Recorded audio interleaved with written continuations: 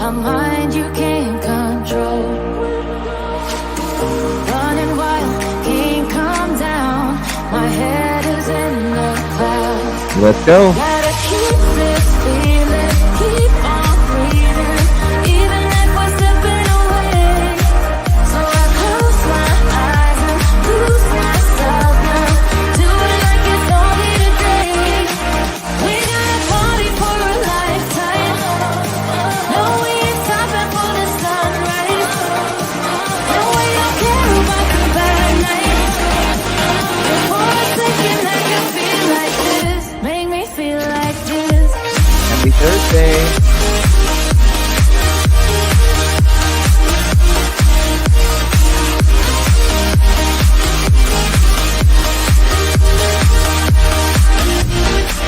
We got a party for a lifetime.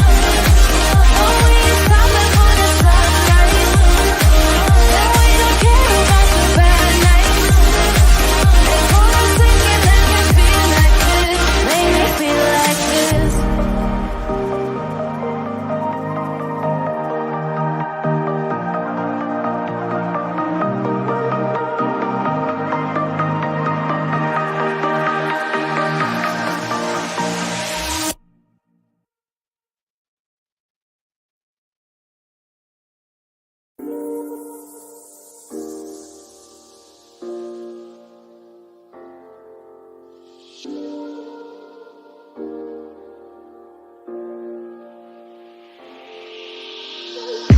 I'm on my last straw.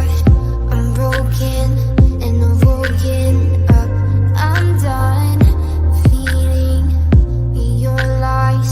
I've had enough. I can't run your place in this faulty game. And all the words you speak mean nothing more to me. 'Cause let's start over now. Rewind. And I won't let you go. I need you by my side.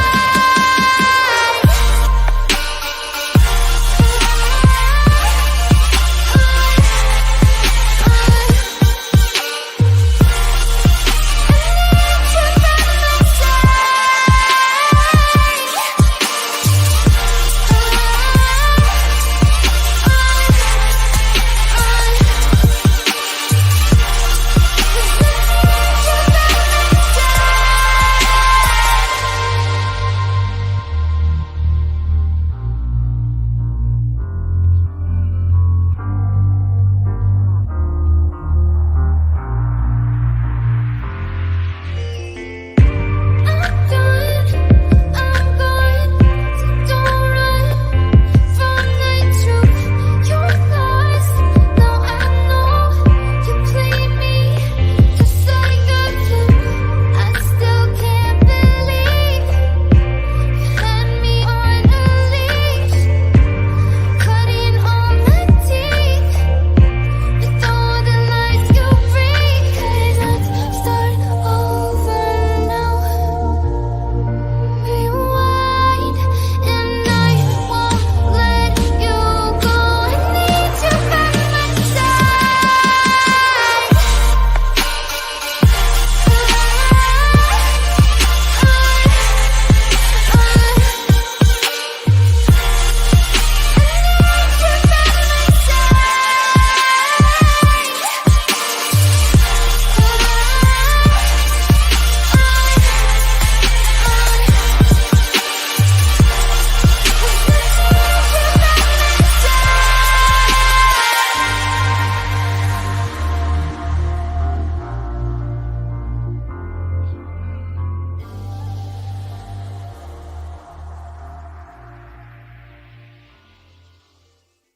Let's take it slow. Where you go, I go too. And if you hit the bottom, I'm going down with you. Let's take it slow. Who cares where we gotta be? You know you'll have a good time wherever you're with me. Let's take it slow.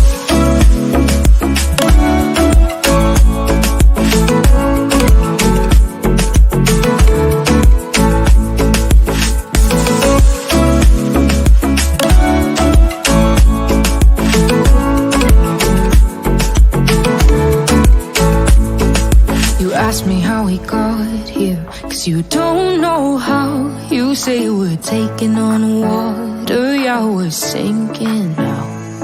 You're looking all concerned, like we're gonna drown. But we both know how to swim, no worries, let's flow for now. Let's take it slow, where you go, I go too. And if you hit the bottom, I'm going down with you. Let's take it slow, who cares where we gotta be? You know you'll have a good time wherever you're with me. Let's take it slow.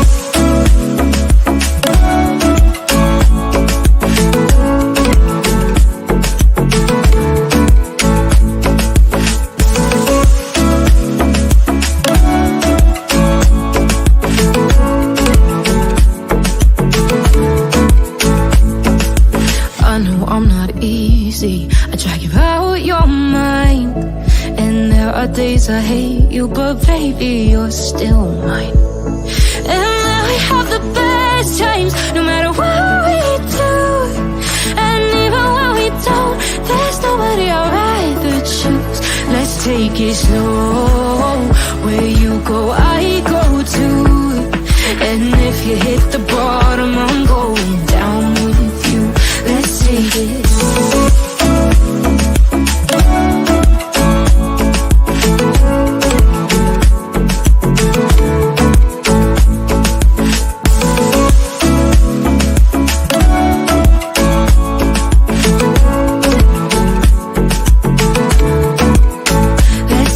Slow, who cares where we gotta be?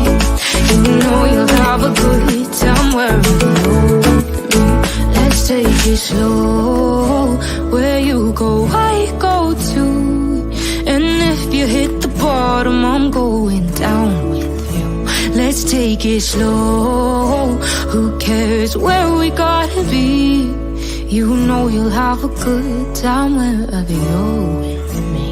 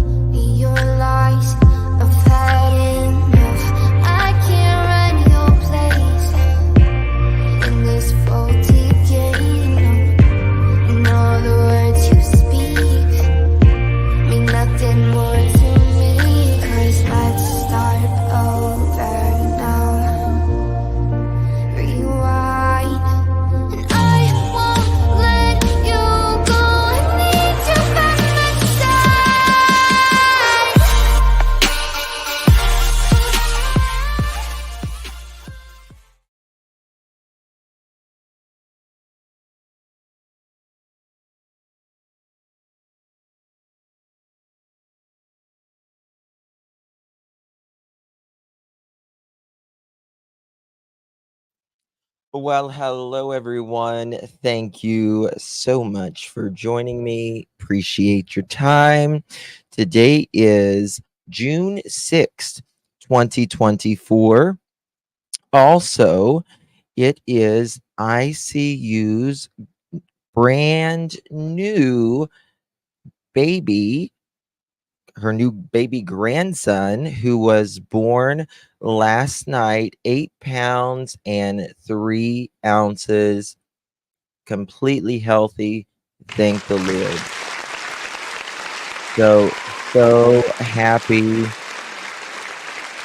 So happy to see that ICU has a brand new little one in her family. We here are so happy. There's been a lot of little new pearls been born lately. Lots of grandbabies you guys have had. Marlena recently as well. And someone's was birthday. It was their 68th birthday. Karen, is it Karen's birthday? Happy birthday, dear Karen. Happy birthday. So, yeah, My grandbaby Pearl is now 6 months. Oh, that's so sweet, Rhonda. It's such a blessing. It really is. It's such a blessing uh having aftermath of COVID. Yeah. There was lots of babies born. Yes, there was lots of babies born during that time. My new grandbaby came May 17th, weighing 10 pounds, 10 ounces. That is a big, big, big baby. That's awesome. That's awesome. So congratulations. I see you. Congratulations to your new baby. She's going to be awesome. Want to thank Karen for 3 months. Love this channel. We love you, Karen. Thank you for being here. Appreciate you. Carmelita. Hi, Justin. Will you please play the Screaming Chickens? Of course, we'll play the Screaming Chickens.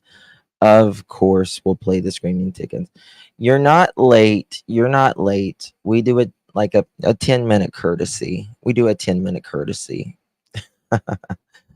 So for sure we'll do the Screaming Chickens. We've got a new one, and it is from Katie. Katie! Oh, Katie! Katie! Katie! Oh, Katie! Katie! Katie! Oh, Katie! Katie! Katie! Well, I don't know where people come up with this stuff. I don't know if they're bored or what, but we got one that says Chris now and one that says Katie. I'm going to combine the two videos together. One saying Christopher and the other one saying Katie. Yes, earbud alert, earbud alert. Carmelita loves those chickens. Loves those chickens. And we say a lot of mother chickens around here as well. So it kind of fits. It kind of fits. Pearls and chickens around here. It's all we talk about pretty much. So thank you all for joining me on this Thursday, June 6, 2024. It is 5:28 p.m. on the East Coast of the United States. Oh, that's very sweet, Crystal. Justin, your voice is calming to me. Thank you. I've had a stressful day. Oh, that's very sweet. Thank you so much for that. Does my heart very, very good. All right. I want chicken for supper. Have you some chicken? That's really, I mean, I eat a little bit of beef, but other than chicken, that's all I eat is pretty much that. Dog's tripping out.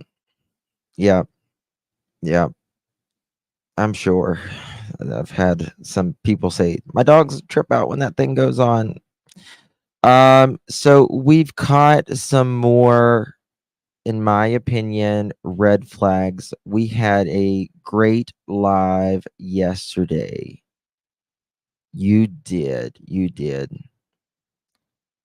You have is that your blue and gold macaw? I don't know if I ever told you, but I had a pair of blue and golds once upon a time. Love macaws. I love birds in general. Some people are really scared of birds though. It's like a big phobia. So yesterday we had a really good live, and we discovered some stuff.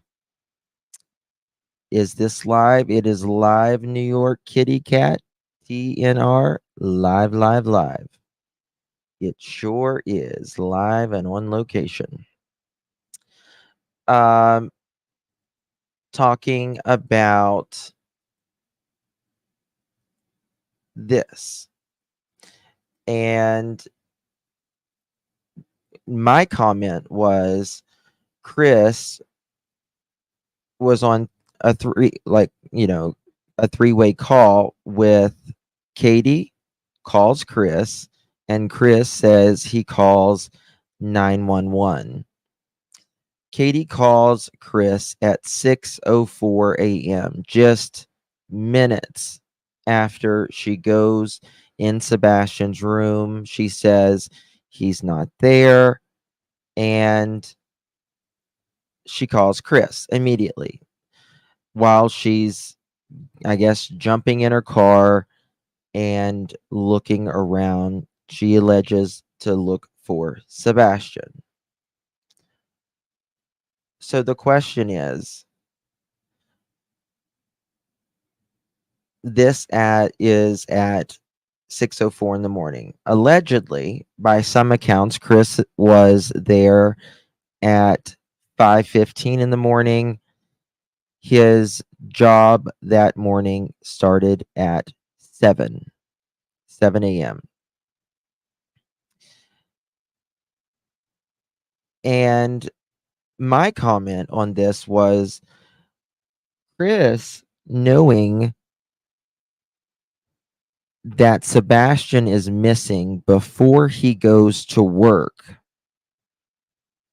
like before he starts his job, why would someone start their job knowing that their stepson and your wife is panicking? Police are on their way at the house. Would you be okay, first of all, to go up in a crane? Nobody, like, you would leave. You would absolutely leave. You wouldn't stay at work. There is always more than, one crane operator, right?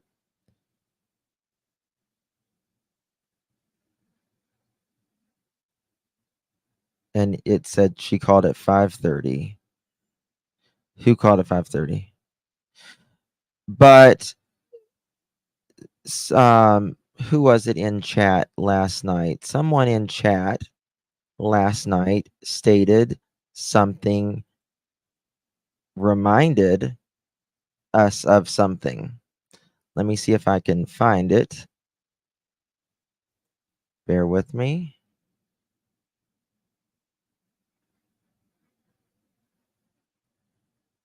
Let me see.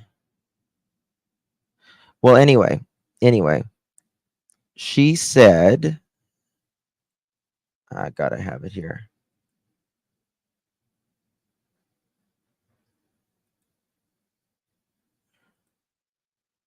Okay. Well, anyway, she said, reminded us that Chris said he was in the crane listening out of one ear for instructions for his job, and out of the other ear, he was listening to Katie, and it was kind of confusing because it was going, it was going back and forth. But how? Okay, it was truth sleuth. There we go. Thank you, my dear. How can Chris be in the crane at 6:04 in the morning whenever he didn't start till 7? Now, Thomas says Chris did not show up in the crane or at the job site, one or the other. Doesn't really matter whether he was in the crane at 7 or he was at the job site at 7. It doesn't matter, because at 7 o'clock the call had already went through that Sebastian was missing.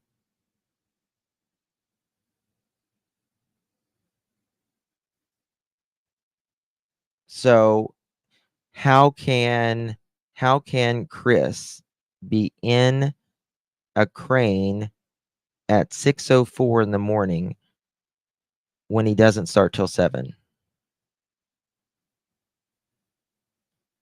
And that is a major problem, in my opinion. That is another one of those red flags. Can't clock until 7. This is a union, by the way. He does work for a union. I'm not going to put it out here, what union or anything like that, but so there's that.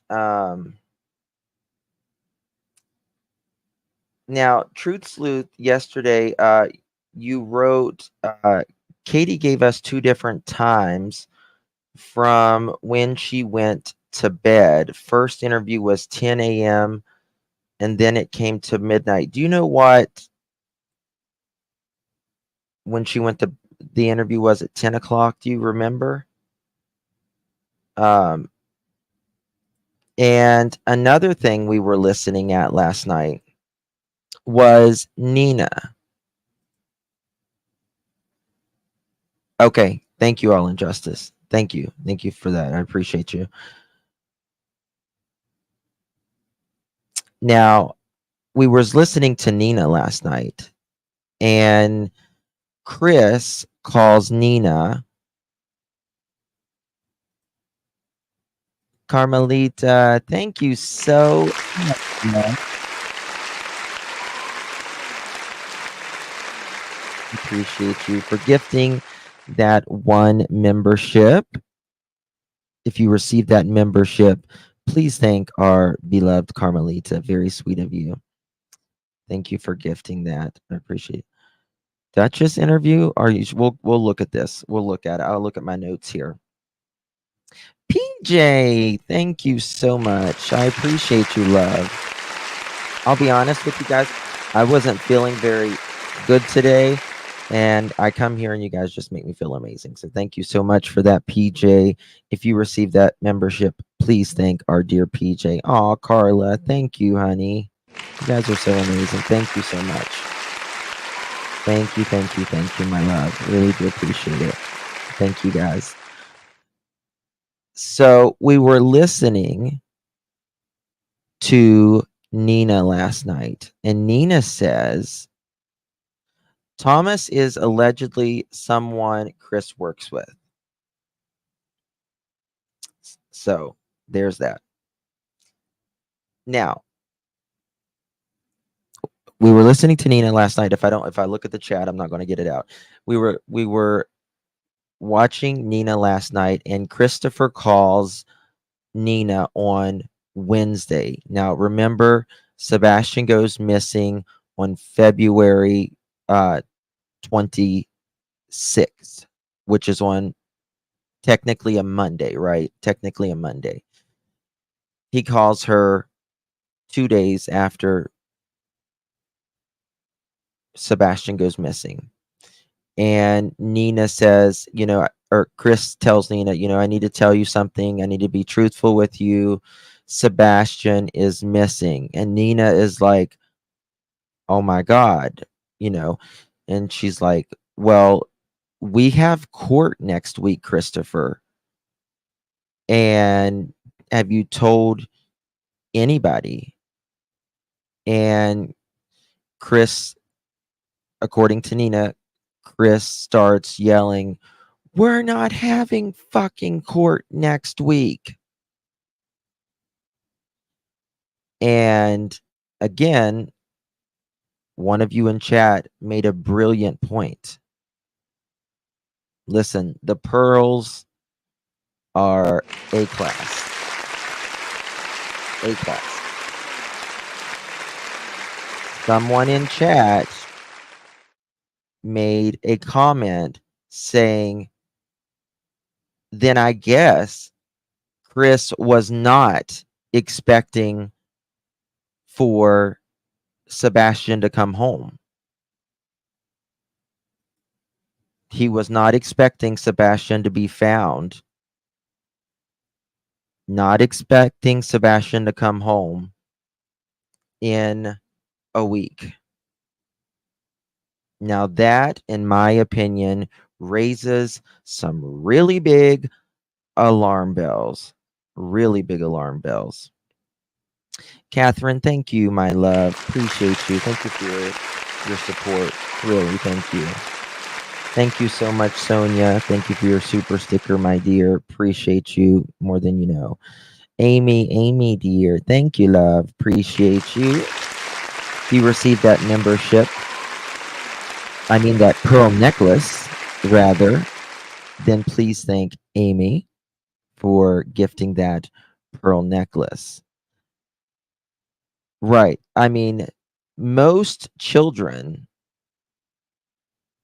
who run off are found within a few hours, generally. Right. 2 children last summer, about a month or so apart, in East Tennessee. One was found within 4 or 5 hours, and the other one was found within 12 or 13 hours. If a child is out there, they find them. They have technology that is absolutely amazing. Daisy love, my Daisy love. Thank you, Daisy. Get yourself some snacks and feel better. Thank you. I'm okay. I'm okay. Just my eye, one of my eyes. So, and I mean, this is, look at what they have and how they have searched within the first several days of them searching. They had searched, they had logged. What was it? Let me see here.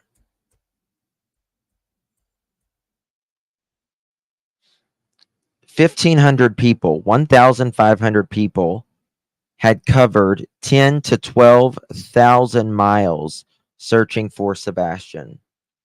And we were doing the math last night, and it is, what is it, from New York to LA? It's 22,000, I think 2,600 miles or something like that.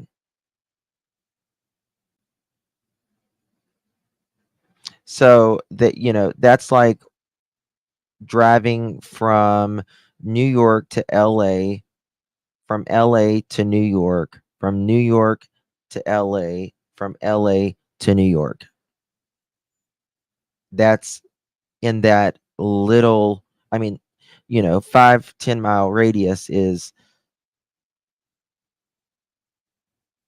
it's not a small area, but for 10,000 to 12,000 miles in that one area, they've covered about every part.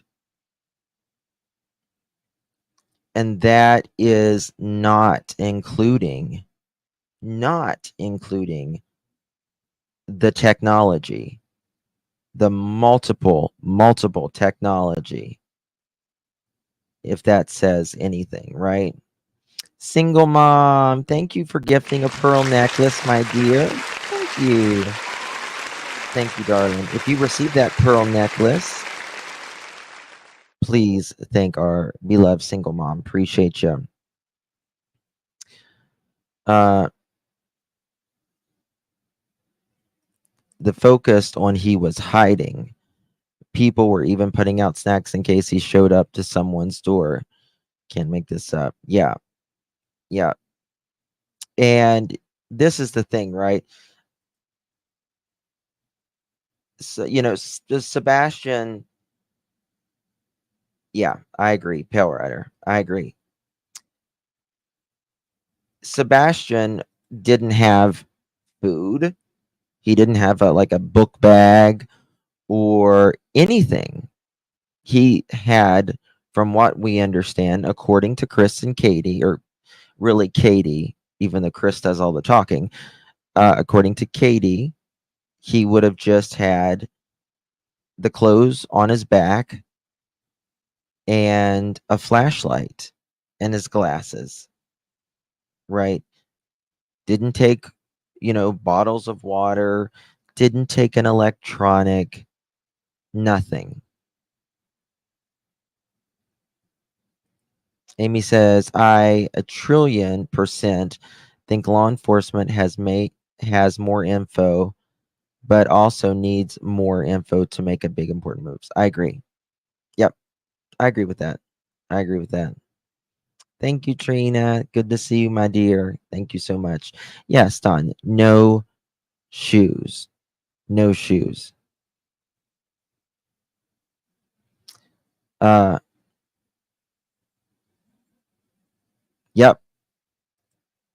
Mm-hmm. Yep. And that's all it takes. I mean, that is 1,500 people. That's a lot of, that's 3,000 eyes, right?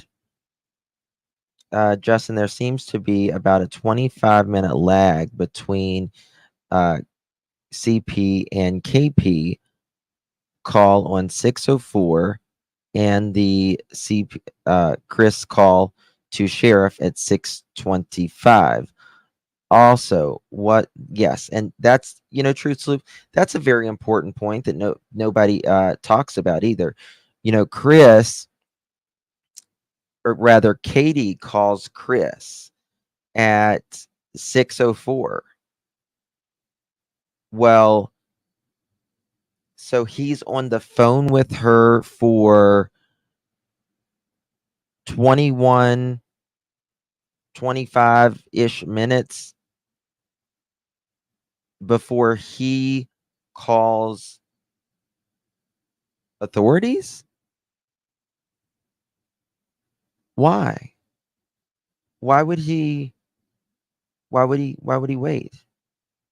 Why would you wait 21 to 25 minutes and call a non-emergency line? They've even used thermal drones. Yes. Yep, they sure did. At night, that he went missing. A lot of initial searches didn't get attention. Everyone was watching Riley Strain. Yes, very true. I never believed that he ran away. My special needs boy just turned 15 at home and his number one comfort place. He wouldn't leave his safe place. I don't believe Sebastian. In my opinion, the way that he didn't like bugs, he wasn't a nature type person at all, right? Didn't like to get dirty, didn't like to be barefooted. So why would he do that? Palm tree lover, thank you, my dear. Thank you so much. You make it beautiful. Thank you. Thank you, my love. Appreciate you. It's very sweet of you. Let's see what else we got. Is the Navy involved? They are both veterans. Katie is still in the reserves, from what I understand. Hey Debbie, hey Cher. But I don't think Chris is. You're very sweet to Walking Dead.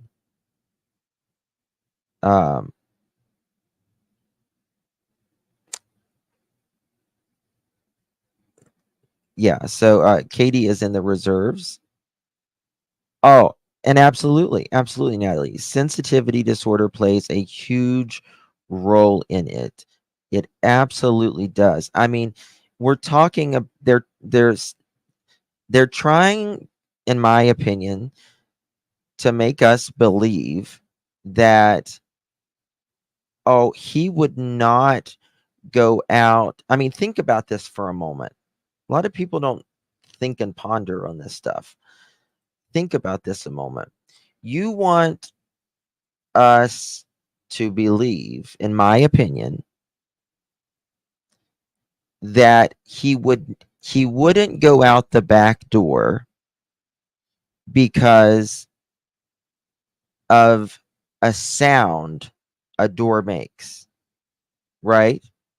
Because of his sensory issues, right? Wouldn't touch that door, wouldn't go out that door. But you're thinking he's going to overpower his sensory issues that he has and but be okay with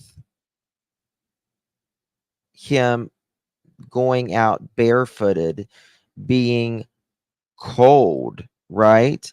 Into the darkness. So he won't, right, go out that back door because of the sound it makes, but he'll go out the front door into the unknown darkness where it's very dark, the unknown, no shoes. Think about it for a moment, right? And I don't believe he would do that. I really don't believe he would do that. Lisa, thank you so much. I'm curious who CP talked to since the sheriff's office was closed at the time. He said he called approximately 6:30. And let me just tell you something, guys. The other day when we caught Chris talking, when he was speaking freely on his own about the door, someone walks up to the front door, they would have been seen. On another show, he said, I've always stated that he wouldn't be seen. He changed it up.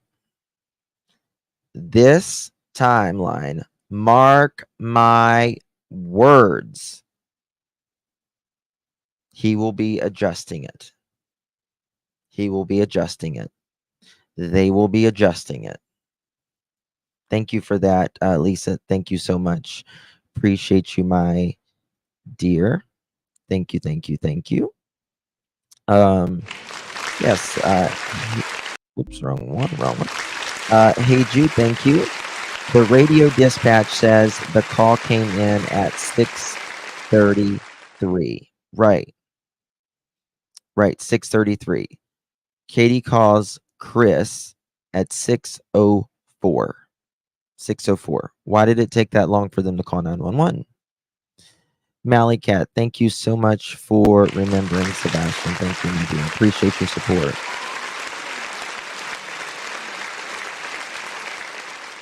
Holly S. I'm listening to you on a cruise ship. Hashtag dedicated. Aw, Holly, thank you. I hope you're enjoying your time. It's been a while since it's probably been 7 years or so since I've been on a cruise. I've been on a lot of cruises though. Hope you're enjoying yourself, Holly. Thank you so much for watching. Really do appreciate you. Miss Curvy, thank you for 2 months. I know you've been super busy, Miss Curvy. You've been so busy. Hey, Justin, love, miss you work. Oh, I appreciate you, Miss Curvy. You make sure you take some downtime for yourself too. So there is that. Looks like Chris is boxing himself in, like Katie, in my opinion. Why that night Sebastian has freedom of school, I think he would have made a plan. In my opinion, Chris had a colossal hissy fit and something bad happened. I believe something bad happened. Well, Lori, that's the thing. Chris will say, I make it crystal clear. And then when you say something to the effect, you use those words that he made it crystal clear with. And then he'll say, oh, well, I didn't clarify. Well, you just said you made it crystal clear. So that is another thing. If he didn't start until 7 a.m., which is a lot of reasons uh, why you can't start till 7 a.m. One being is even well, first of all, it's a union, and second of all, the noise ordinance there. And Thomas says that Chris gets in on the crane at 7 in the morning. Let's see if Chris feels the need to explain the morning phone call. Oh, he will. He certainly will. Certainly will. How can there be this many red flags? Yep, crystal clear equals muddy the water. How are you feeling, Tar? How are you feeling, dear? I'm so glad you're home. Oh, it would absolutely be. It would absolutely be a contradiction. Huge red flag. Huge red flag. Big ol' red flag. You think you snuck. Sharon Abigail to the office, please. You're being paged. Sharon Abigail to the office, please. You're being paged. Late slip for Sharon Abigail. Thank you. When I do that's me putting down my intercom. I am see I feel a shift happening. Well, this is the thing. Like when it comes to I mean, I'll admit that Seth is not perfect, right? He's not perfect. No one is, but I know Seth through all of his imperfections, right? Had nothing to do with Sebastian's disappearance. He had nothing to do with it. He has as a secure alibi as it comes. He has as secure of an alibi as it comes. He was literally in a jail.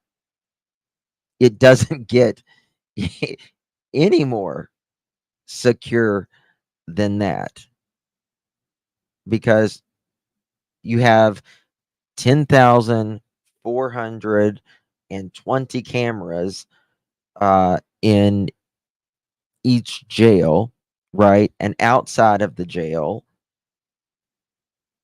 So for me, even through his, the things that, like I said, with Trevor, I absolutely disagree.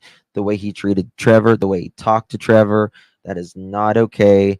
And I will never support him on the way he treated Trevor. I was furious at him. But that being said, and other things, I know that he didn't do anything to his son. And that is the only thing I'm here for, right? Is making sure we get the word out, finding some inconsistencies. Like, we're not going to solve this by ourselves, right? Or anything, but we can find some inconsistencies. And if we feel like we need to share something with the TBI or whatever, we do. So there is that. Spooky wife Amy. Oh my God. Thank you so much.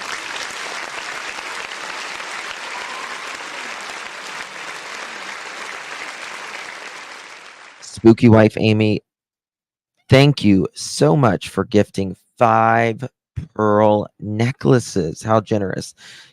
But you know what happens when you gift 5 or more pearl necklaces on this channel? It's very, very serious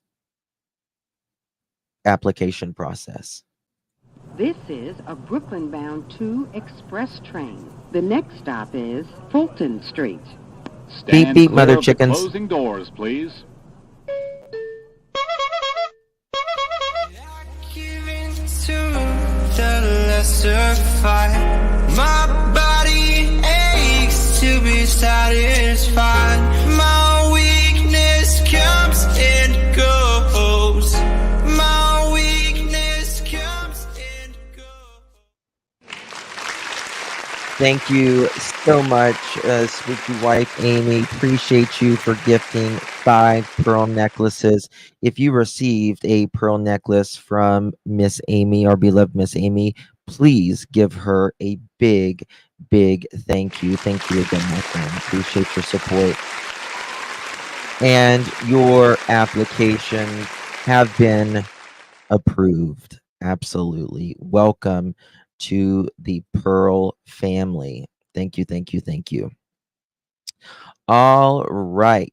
All right. So, in my opinion, I feel Katie and Chris are feeling the heat because, like it or not, we are like a dog with a bone and we will uncover the truth if we work together. Yeah, I mean, I understand that there's, creators that do their own thing, talking about Seth and everything, but to me, at least, talking about Seth does nothing in help finding Sebastian, right? It just does nothing because we know where he was. We know exactly where he was in a jail, right? Like him or not, that's up to you. Whatever you feel about any of them. I just want to find inconsistencies in these stories. So that's, and people do whatever they do, but to me, just sitting there talking about Seth, something that makes no difference in this case. It just doesn't, in my opinion.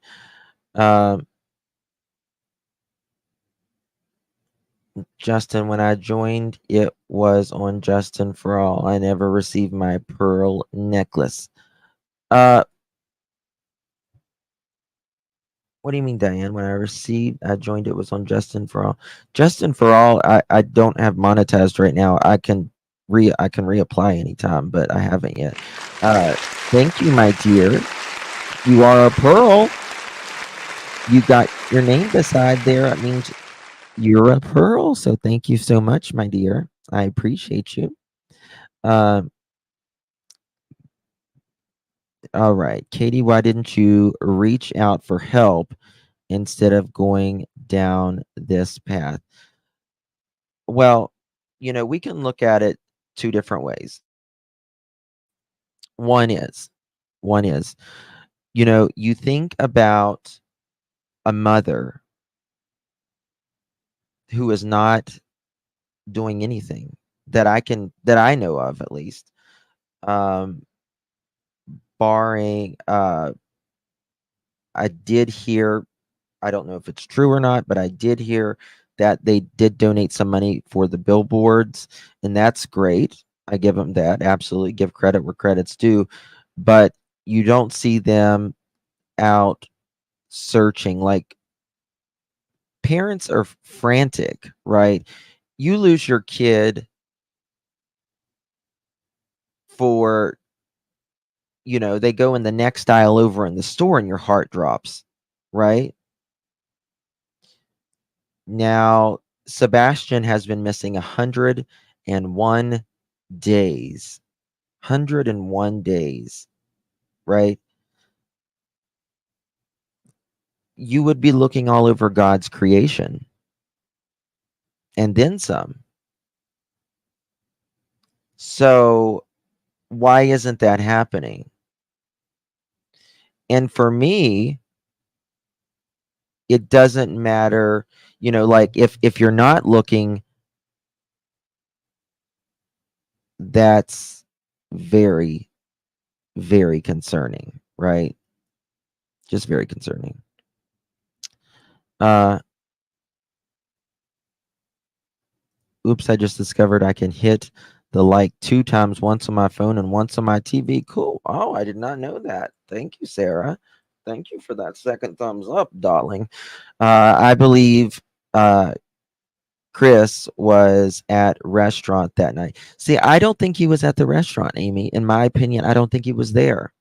I think TBI showed Seth that Katie and Chris were coming out of that restaurant together. He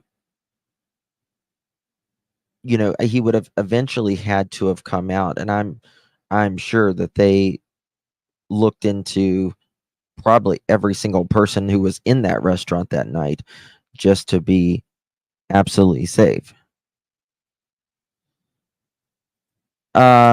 Unique Boutique, he's never said that, from what I understand. He's never said that at all, that he has to be paid for an interview.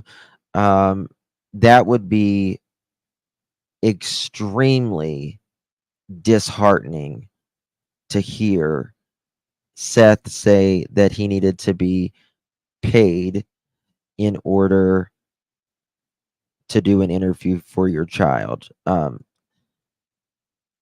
Yeah, can't imagine.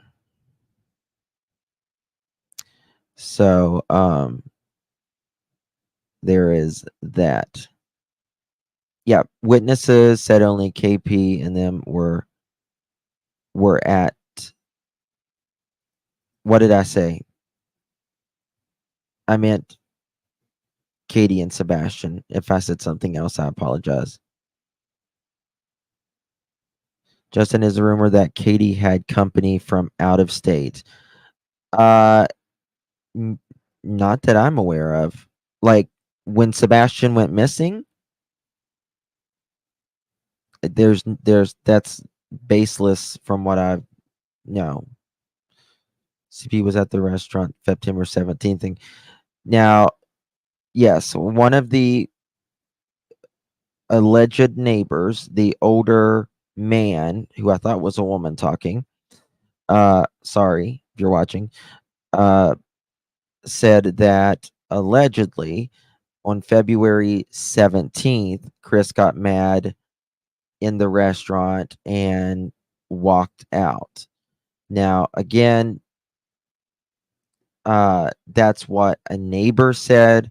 I would rather, if that is true, I would rather hear from someone that was in the restaurant or the waiter or the waitress to really put that and apply that. But I mean, I think, let's be honest here. February 14th is Valentine's Day.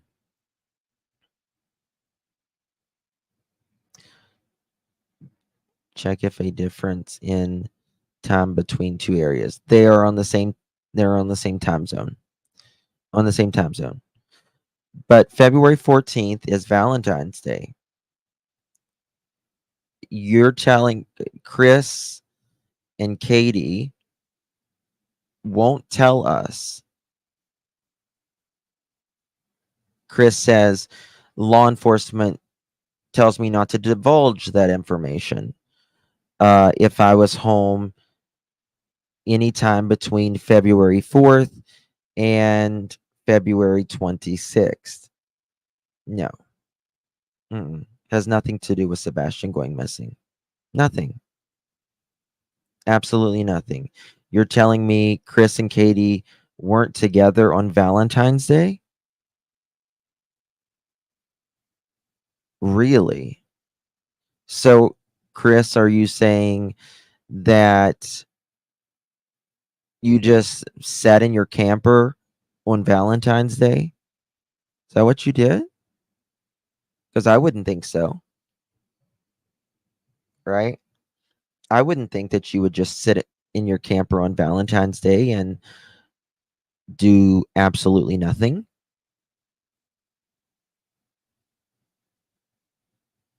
I don't see that.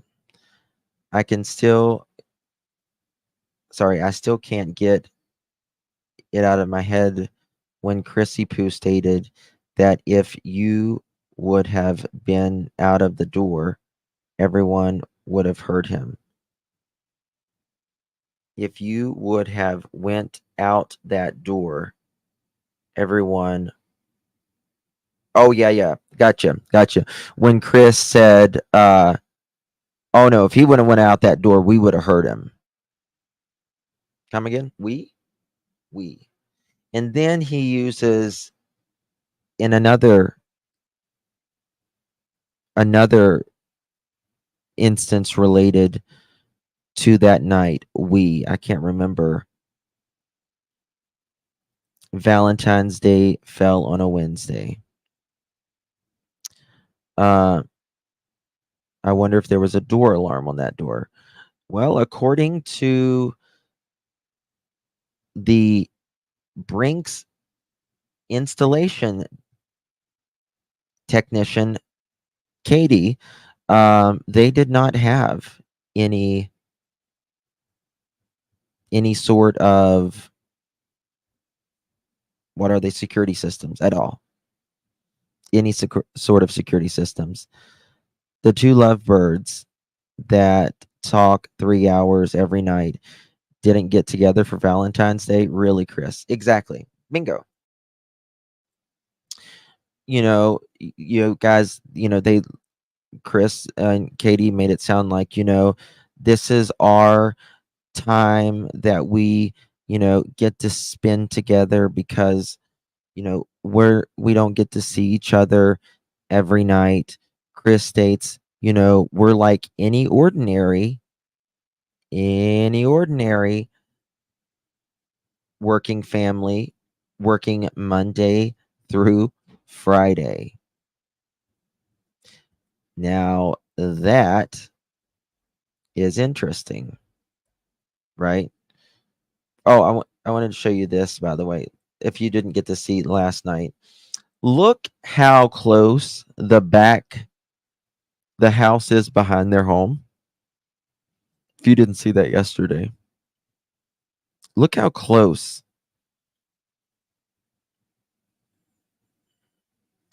For some reason, Pat Brown, retired FBI, thinks that CP was home on Saturday. I want to go over Pat Brown's things. Y'all been just asking about Pat Brown's and stuff. Thank you so much, Rach. Pat. Okay, we'll watch it. CP said he would land in the flower bed and we would have heard him. Oh, yes, that's what it was. Yeah, he said we would have heard the door in the back.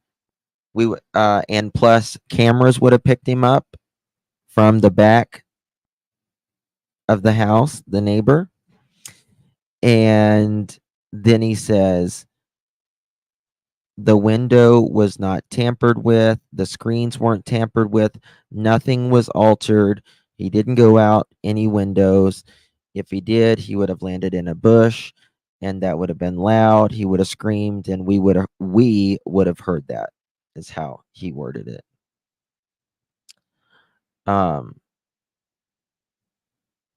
Why are there two vans? I don't know why there was two vans there. I think one could be some sort of police, and the other one may be her Brinks van. They could both be Brinks vans. I'm not really sure. Some of the newer homes are built right on top of one another. Yeah, sure are. Houses that close, bet the neighbors heard a lot of fighting and yelling. According to one of the neighbors across the street, they did say that oh, hold on one second. I just got something. Dr. Gary Mercado talks about dates that matter. I immediately thought of February 26th divorce and February 26th Sebastian going missing. Yeah, that's weird. That's a very strange thing if you ask me. About, is it a coincidence? I don't know. But it's strange that Sebastian goes missing, and Chris says to Nina 12:30 to 6 a.m. But anyway, I digress. Katie files for divorce to Seth February 26, 2016, or y'all can help me in chat. I forget what year it was. But then Sebastian goes missing February 26, 2024. So there's that as well. She also mentioned the Morkies bark. She heard them. She said, he said, nothing. Well, and again, Chris put his foot in his mouth with this as well. He said this earlier, but I don't remember where he said it. But then he said it again on another channel the other night, that when Chris says when he's not home, the dogs, sleep with Katie. Well, the dogs didn't sleep with Katie the night Sebastian went missing. So was someone else home? I don't know. Oh, we're at 901 or 910 likes. That's amazing. Thank you.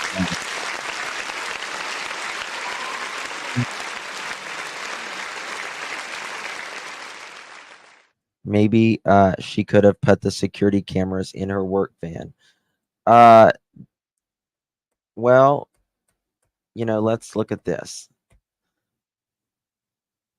He'll put a damn security camera on his camper.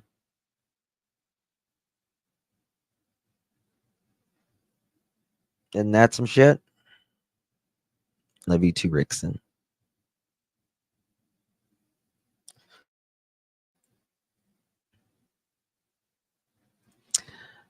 Shout out to my baby twin boys who are graduating high school today.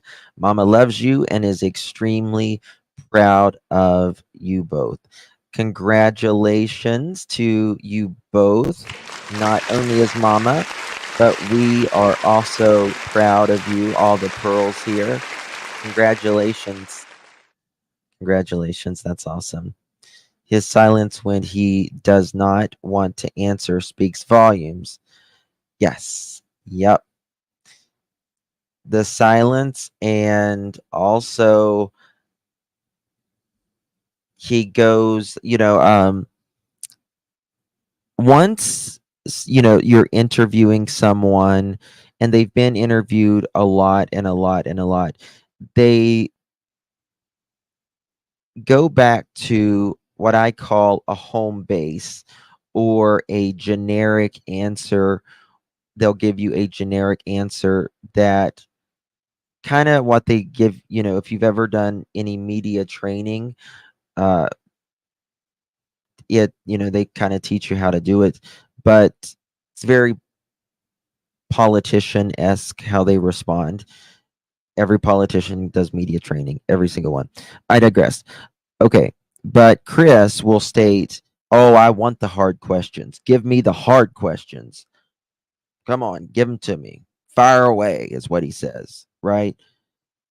But once you give him the hard questions, he has a answer, which is a non-answer, and that is law enforcement told me not that we couldn't talk about that. We couldn't speak about that. Law enforcement will not tell Katie, Chris, or Seth anymore, not a damn word more to them than they will us. They know the exact same amount of information that you and I do. Exact same amount of information that you and I do. Now, listen, I understand there are, innocent parents that it is frustrating. And I mean, look at, Gabby Petito's, not Gabby, the Idaho, what's his name? Idaho 4, anyway, one of the dads in the Idaho 4, I can't think of his name right now. It's on the tip of my tongue. But he was extraordinarily frustrated, right? He was extraordinarily frustrated, and because they wouldn't tell him anything. And it's nothing against necessarily the parents. Steve Gonclaves, thank you so much. I appreciate it. I'm sorry, Steve, for that. And he was incredibly frustrated, but they can't say anything, right? Because they can't jeopardize the investigation, because this has to go, could potentially go to court one day, right? Or screw up the whole case. They haven't told Chris, Katie, or Seth anything more than they've told us. And specifically because they can't, because the police willfully say that they have no idea well, I said Gonclaves, Gonsalves. Sorry, I apologize again. God. So they can't do it. They're not going to do it. Brittany, thank you so very much.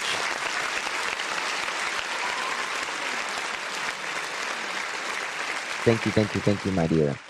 CPA control freak. No way he would not have cameras to watch Katie. Yeah.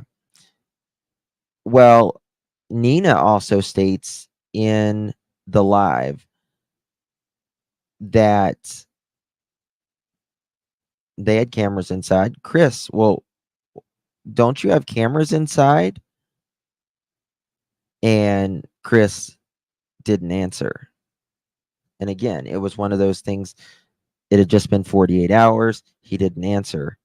Didn't answer. There's my brain, guys. Sorry. Nina. Sometimes Limes is a bitch. I'm telling you. But one of the PIs said Chris was at work at 5:15 on the 26th, and that's been verified. Right. So that is what someone says. And that's the thing, Nicole. If he was at work, at 5:15, right? 5:15 in the morning, but didn't start till 7. That call went in at 6:04 from Katie. He says he's up in the tower, up in the crane, getting directions from this ear and talking to Katie in this ear. He could not have been in that crane at 6:00 in the morning, because he doesn't start till 7. Doesn't start till 7. Right.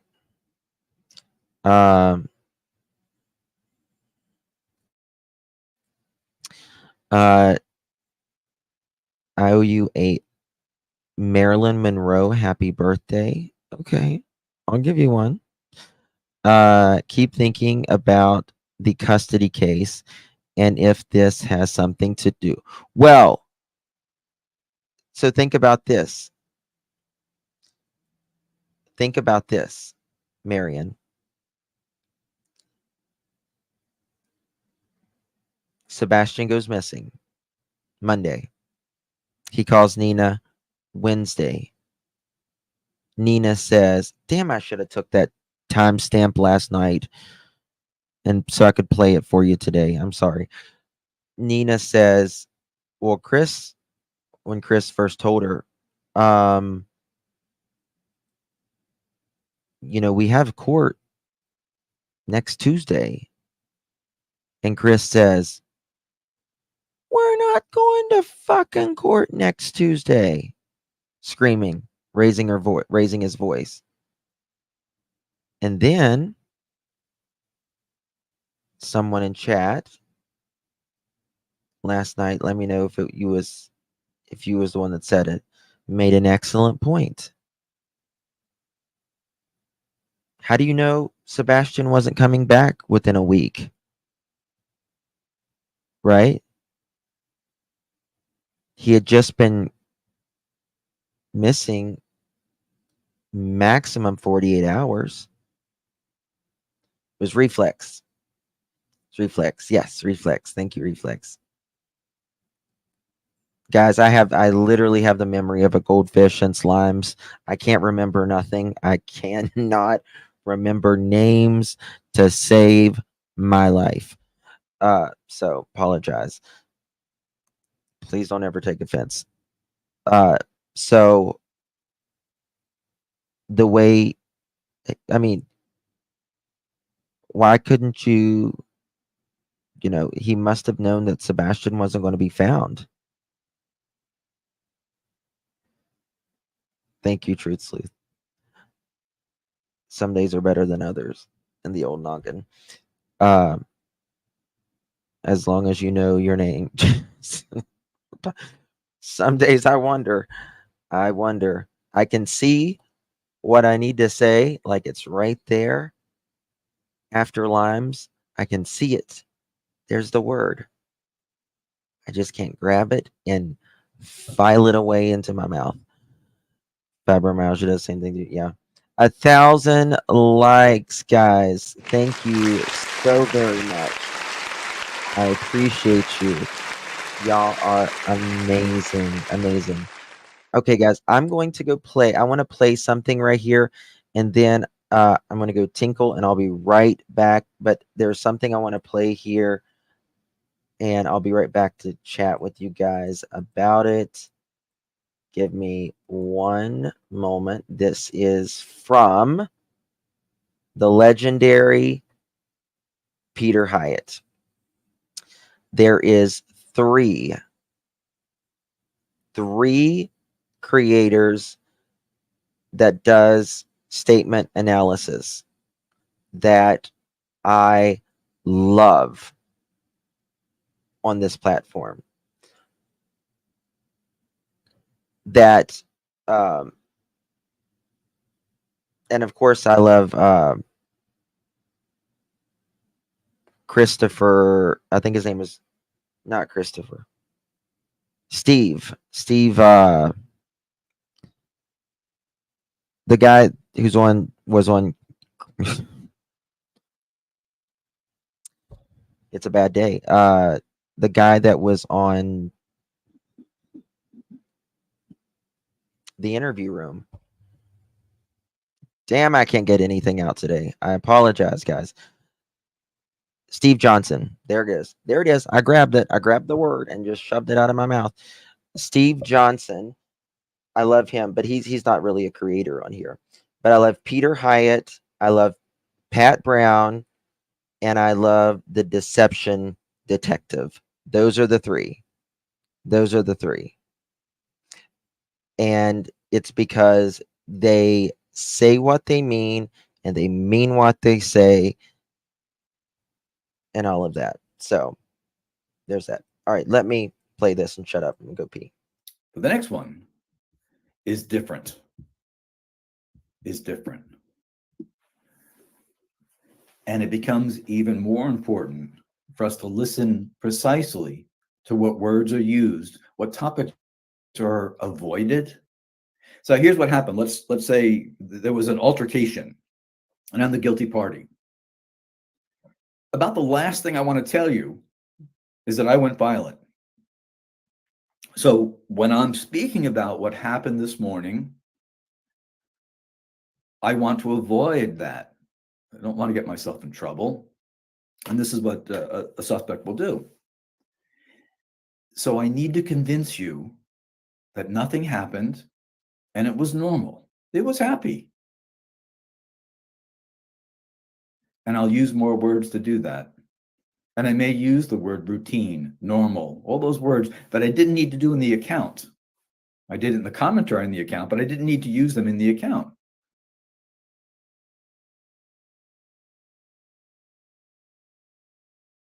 These are persuasive terms that are used, but often are masking something else. So this context is elevated. It's got me on alert. I don't want to reveal those things. And I'm going to try to pick and choose my words and my information carefully to avoid any guilt my way. Now let's take it up to the extreme. A missing child, and I call it the imperative. It's, the question of what Right here, guys, right here. Today. Tell us what happened. And that's when we fasten our seatbelts and we listen very carefully and we let the words guide us. Let the words guide us. Was stepfather home with what happened? As far as we know, no. He should have the least to say. Mom was home. She should have the most to say. And it is extreme. This extremity means that any normalization of the context, we should be on alert for deception. Because it's anything but normal. Anything but normal. Now, think of that context. All right, I want y'all to listen to this really quick. Judy, thank you so much for that. I don't have limes anymore. I just have, they say I don't have limes anymore, but I have, I guess, the damage that it did, and I still have kind of residual symptoms, if you will. But I went to Cleveland Clinic and they straightened me out a lot, because for about 6 months I didn't even drive because I couldn't drive. I was too dizzy, too lightheaded. I thought I was dying. But thank you for that. That's wonderful to know. I will, for anybody that has limes or gets it, I will mention that to him. I want to thank you, Ginger Snaps. That is so sweet of you.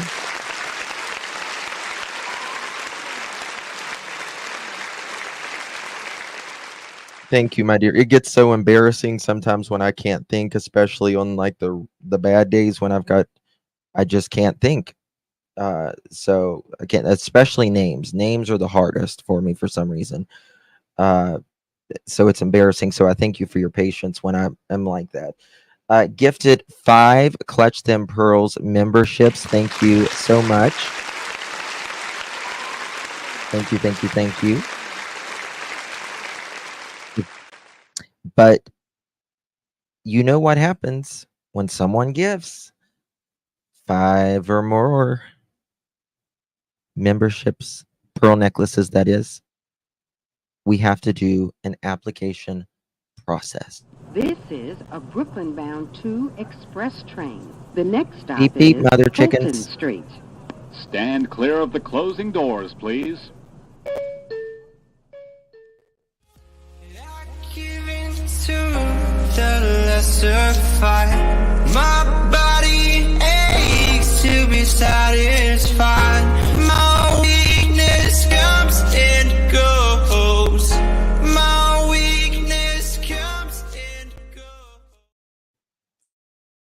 Congratulations to the 5 new pearls. Thank you so much, Ginger Snap. If you received one of those pearl necklaces from Ginger Snap, please give her a big, big thank you. And your application is approved. Approved. Thank you so much. Thank you so much, Nice Marie. Thank you, my love. Justin, take B12, 1000 mcgs. Helps with memory. My hubby, I actually do. I do take vitamin B12. I usually go and get an injection every 2 weeks of B complex. All the B's. All the B's. All the B's. So God is great. He just fixed my car, wouldn't let me chat. God fixed that too.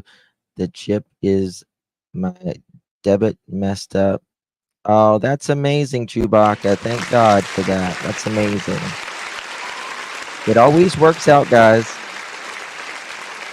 It always works out. Congratulations for that. So that's right. Have you heard anything about the house slippers that Chris talked about early in an interview? I've never heard him talk about house slippers that I'm aware of. Yeah. Mm-hmm. Yeah. It attacks the nervous system really bad. Yeah. I would twitch like everywhere. And I did that for almost 2 years. Yeah. Okay. All right. So okay, this is what I want to play right here. Let's play this because I want to talk about this. And this is where I flagged some of the words that came out. So in any missing child, as well as criminal case statements, the inclusion, let me get to, hold off on the phone call for a minute. Of the I love you was part of the answer, and I'll get to that. Now, in any missing child case or criminal case statements, the inclusion of a phone call, of all the things that you can tell us, you felt the need to tell us that you spent 3 hours on the phone the night that your son went missing with Stepfather, who is now trying to control the flow of information. Where I flagged at least 6 risk factors to Sebastian before we even get anywhere. And I'll get to how I knew about the marital issues. The inclusion of a phone call, means what happened that night. That information is important.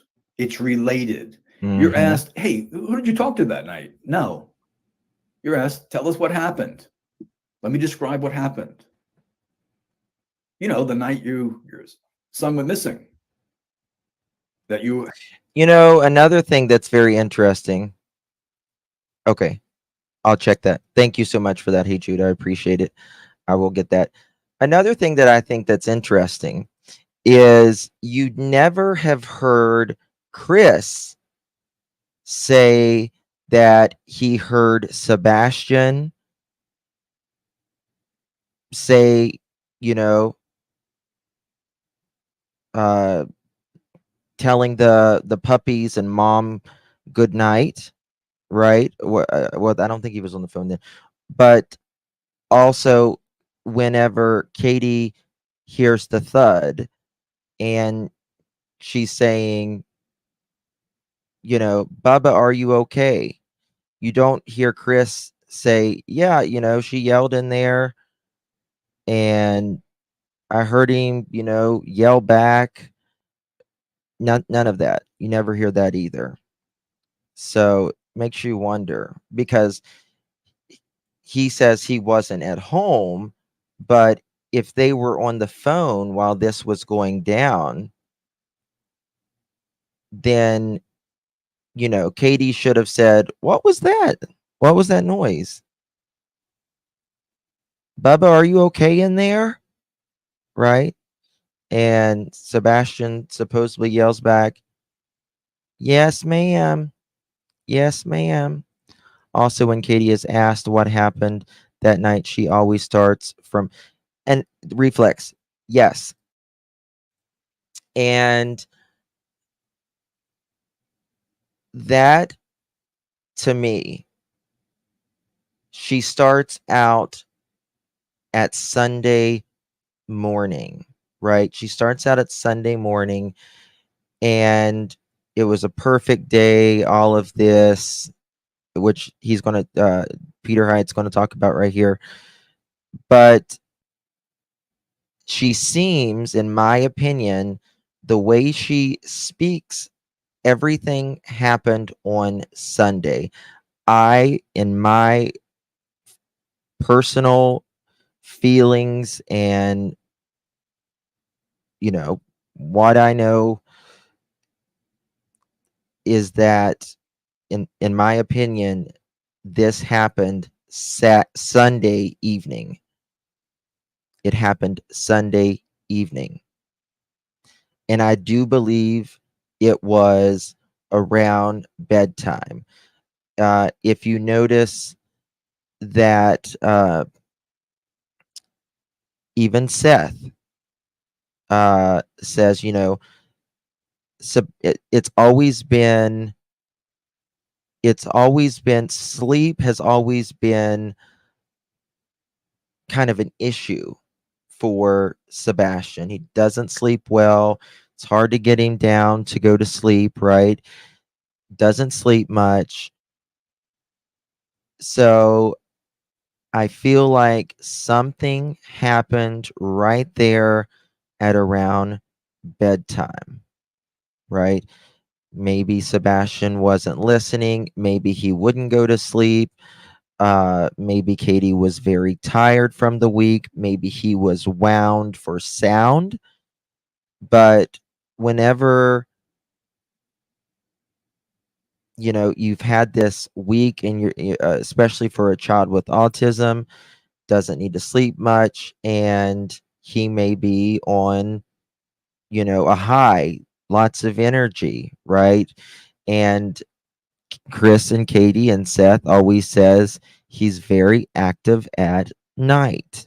Well, if he went to bed at 9 p.m., you said he went to bed at 9 p.m., and which I don't know of a 15-year-old that sleeps a lot or don't sleep a lot, go to bed at 9 p.m.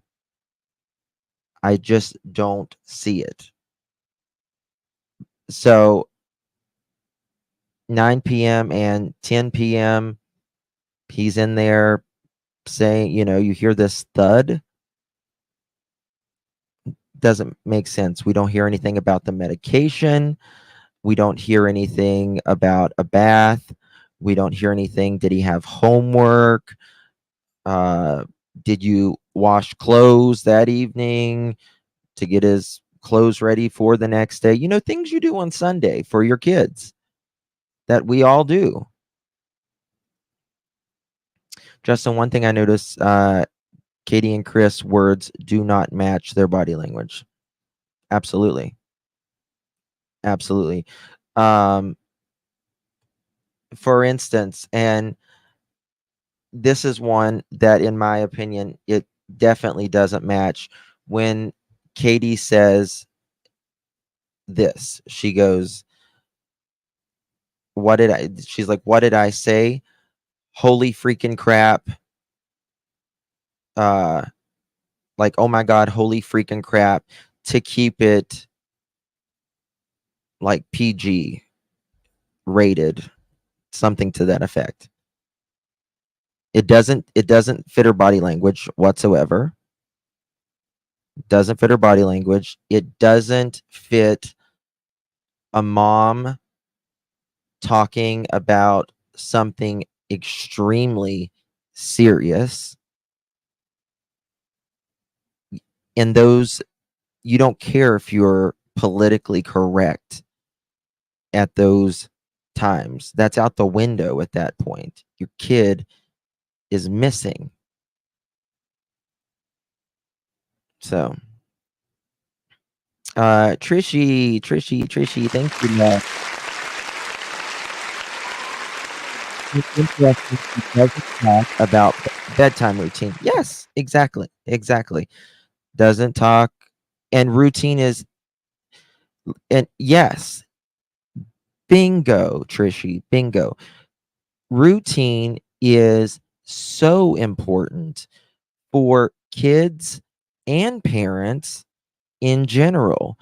But then add what Sebastian has, which is autism and a chromosome deletion, and it's even more important, right? And, the thing that I think is really sad, about one thing about the situation,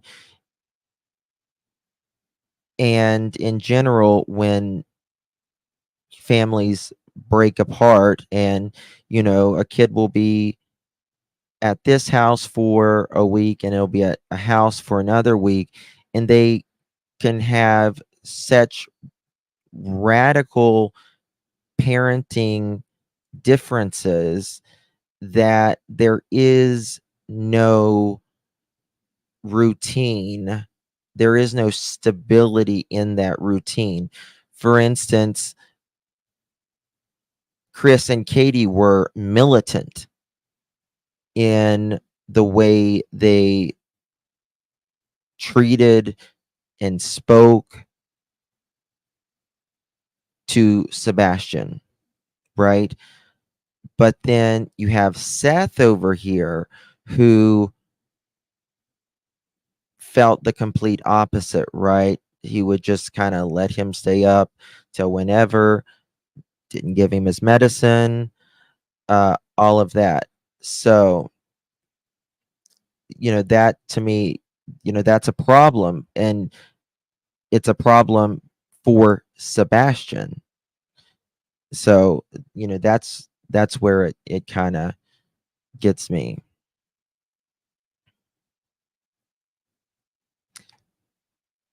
So there's that. Okay. Thank you for that, Trishy. I do appreciate you. I know when my children were little on Sundays, we would, yeah, that's what we all do, right? Yeah, you got to get ready. In my house, Saturday and Sundays, I try to do a lot of extra, deep cleaning, that kind of thing. Try to get the laundry done. I have to get, the kids' uniforms ready for the week. I go grocery shopping on Sunday. That way we have lunches to pack and everything. Then we'll, go out to dinner on Sunday. We have a very scheduled routine, right? And it's not only important for the the children, but it's important for the family as a whole. It's routine, it's almost tradition. Jude, you sent me this. Okay, let me find it here. Okay, here, this is Nina's. Okay, thank you for sending that.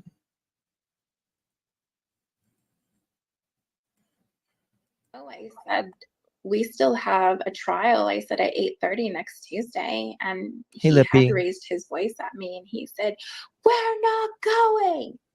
That's it. Right there. And I was, I said, we still have a trial. I said at 8:30 next Tuesday, and he had raised his voice at me and he said, "We're not going." And I was like, don't raise your voice. So that was Nina speaking about Sebastian had been missing about 48 hours at this point, and that's when he called Nina and he said, you know, I need to be truthful with you and tell you what's going on. And she's like, okay, Chris, what's going on? And Chris tells that Sebastian is missing. And Nina's like, you know, I'm really sorry to hear that. You know, can I do anything? And then the conversation carries on, and she's like, well, you know, we have court. At that point, it was 6 days from the day Chris called. And that's when Chris said, we're not going. Now, I think that, you know, I don't know. I don't know. But, you know, someone made a comment that could Chris have known that Sebastian wasn't coming back within, you know, a week? Is it possible? Don't know. Ginger Snap, thank you, baby. Katie also said in one interview she let him stay up a little later. Yes, that is true.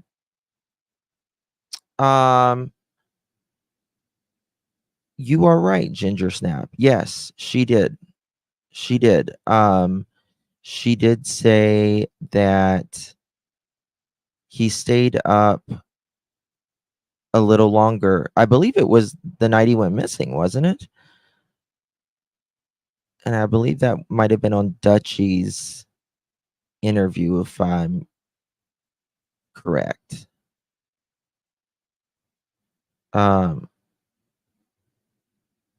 think it's important. I don't know why we must know that he wasn't going because of an ongoing case for Sebastian. Now, a lot of people say they think Sebastian was going to testify or something. I don't think they would ever make a child testify, especially with his condition. But I mean, they could. And again, I don't know. I don't want to tell you something that I don't know or even have much of an opinion on. The only thing I could think of is, you know, Sebastian could have maybe talked to a therapist or something, and then the therapist show. Uh, but that's the only thing I could think of. You know, so that's just me. Truth me, my boys with autism are really tech savvy and know how to do things and getting the internet. In my opinion, Sebastian knew how to do this. He's a smart boy. Oh, I mean, I think Sebastian would know how to. I think most kids nowadays know how to get on the internet and, you know, play games or whatever they do. Now, Chris says on his phone the only thing that he could do is call the contacts that was in his contacts, and he had a calculator. And I believe that was maybe one more thing, but it wasn't much. Wasn't much. What 15-year-old goes to bed at 9 o'clock? Well, and right, what 15-year-old, one that sleeps good or doesn't sleep good, goes to bed at 9 o'clock? And also, if, for instance, if Katie was speaking, which I believe it was the night that Sebastian went missing, she said she let him stay up a little bit later. I mean, what time would he normally go to bed? You know, and how long would it take his medicine to work?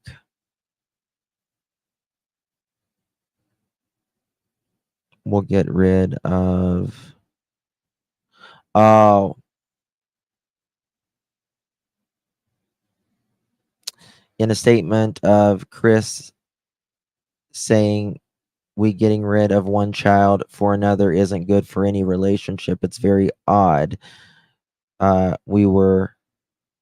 were they actually talking about there? I don't know. Seth was even worse. He put him to bed at 8. Oh, I thought Seth let him stay up all night, pretty much at 2 a.m. But also, I'll be honest with you, even though we know where Seth was, he has nothing to do with Sebastian's disappearance. He was in the jail. It's as good of an alibi as you can get. Seth contradicts himself a lot.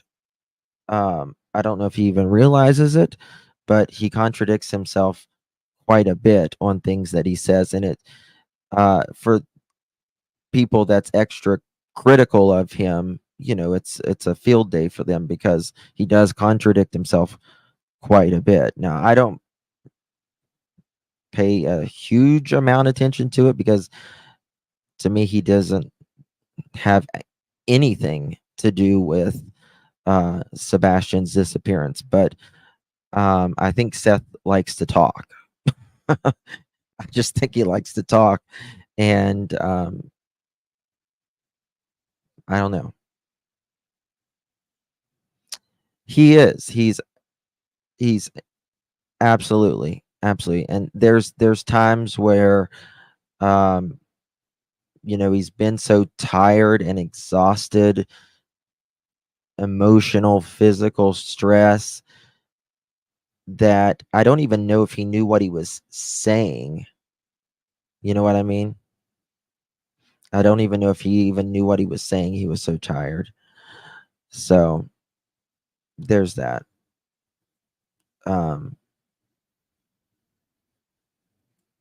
Okay. Hey Jude sent me another clip. Oh, we forgot to do that other clip. 1 second. It's thinking to myself, and then like, that's crazy. And I said, don't you have security cameras, Christopher? 30 and 6 a.m. And I'm like, it's thinking to myself, and then like, that's crazy. And I said, don't you have Absolutely, security Tristan. cameras, Christopher? 30 and 6 a.m. And I'm like, it's thinking to myself, and then like, that's crazy. And I said, don't you have security cameras, Don't you have security cameras, Christopher? And I mean, I would think that he would probably have security cameras. It's like, it's someone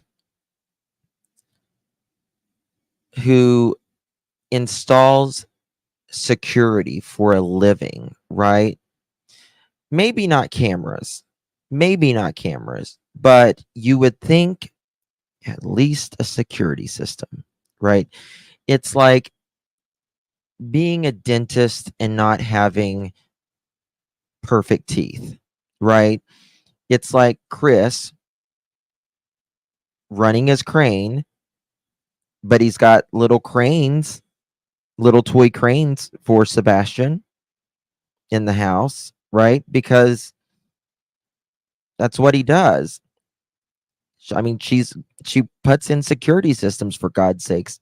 You don't have a security system?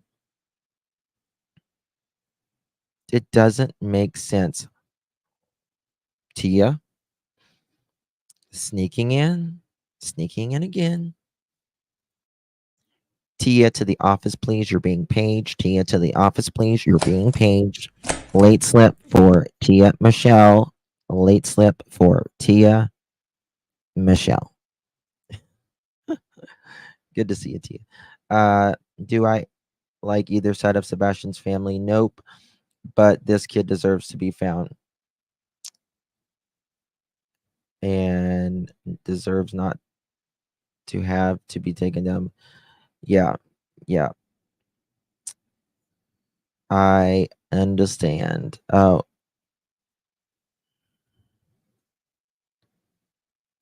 I was watching. Okay.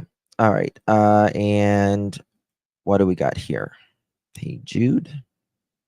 Let's continue. Bunch of traitors. Traitorous dogs. They're loving up on Mama. They know she needs it right now. Oh, that I mean, they. This is Chris talking about When I'm not dogs home, sleep with she her. lets them sleep in the bed. I can. Y'all are the. They bunch of traitors. Traitorous dogs. They're loving up on Mama. They know she needs it right now. Oh, that I mean, they. When I'm not home, she lets them sleep in the bed. I can. Y'all are the. They bunch of traitors. Traitorous dogs. They're loving up on Mama. They know she needs it right now. Oh, that I mean, they. When I'm not home, she lets them sleep in the bed. I can. Y'all are the.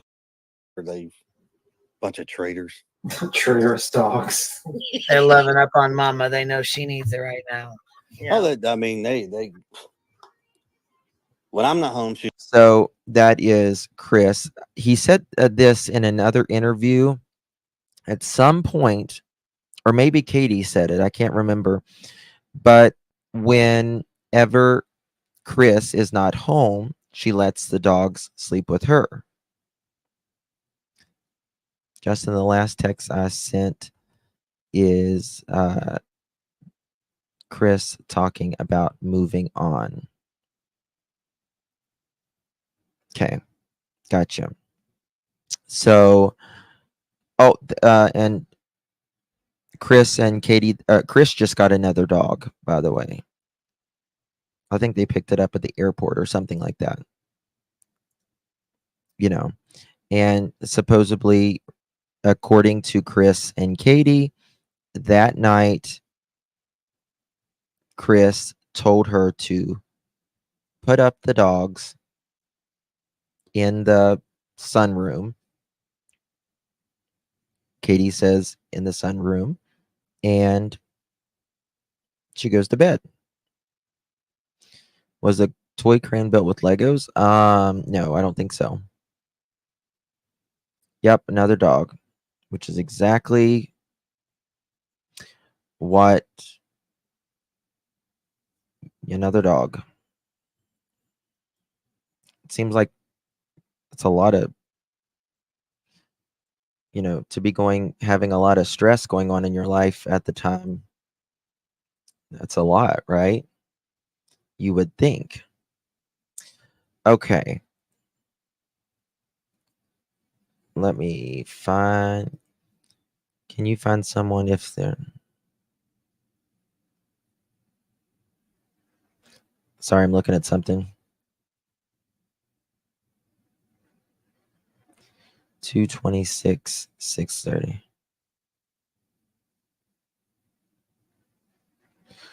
Check out missing flyer seen February 26 at 6:30 a.m. Someone text me. Check missing flyer last seen 226, 6:30 a.m., not 9 p.m. I guess they probably put 6:30 because that's when they maybe called 911. That's the only thing I could think of.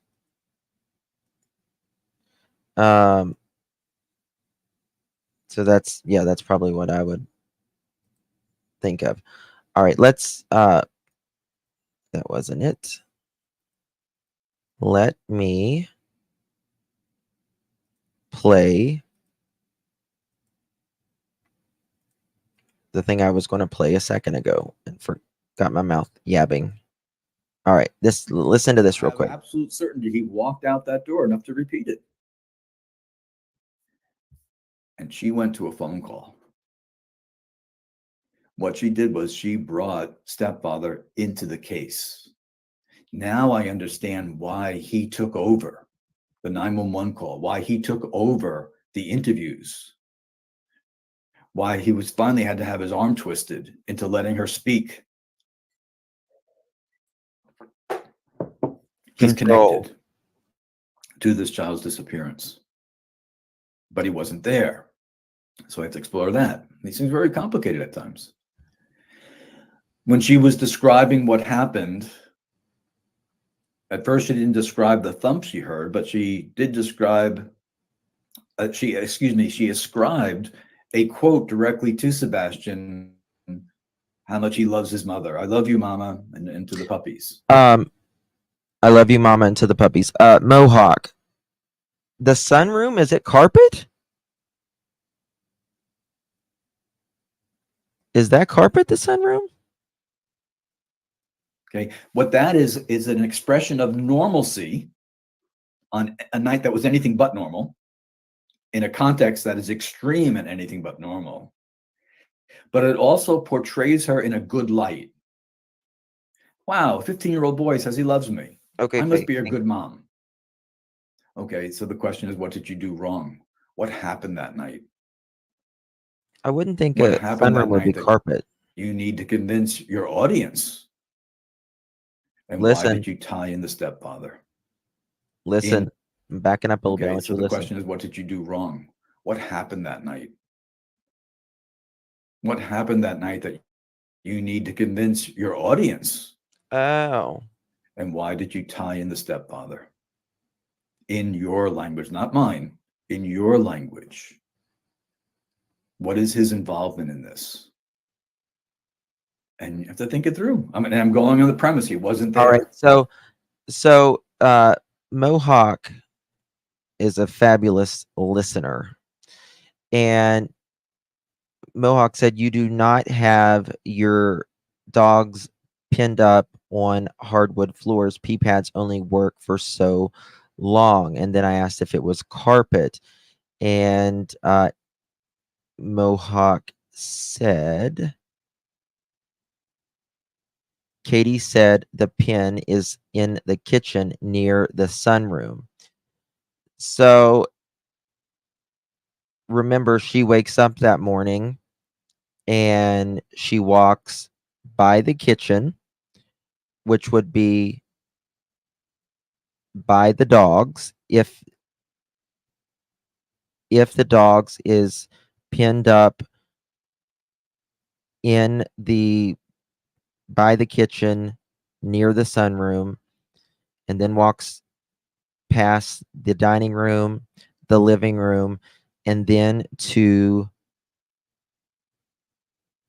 Sebastian's bedroom, and he's not there. Then she said, well, I'll look in the kitchen because he might have been making breakfast. And I did show you guys how she walked past the kitchen. She would have absolutely seen Sebastian in the kitchen.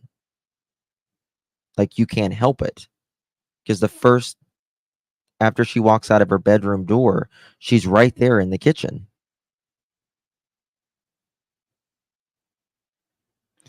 And if the dogs are there by the kitchen, she's going to probably look at the dogs to say hi, good morning to the dogs as well.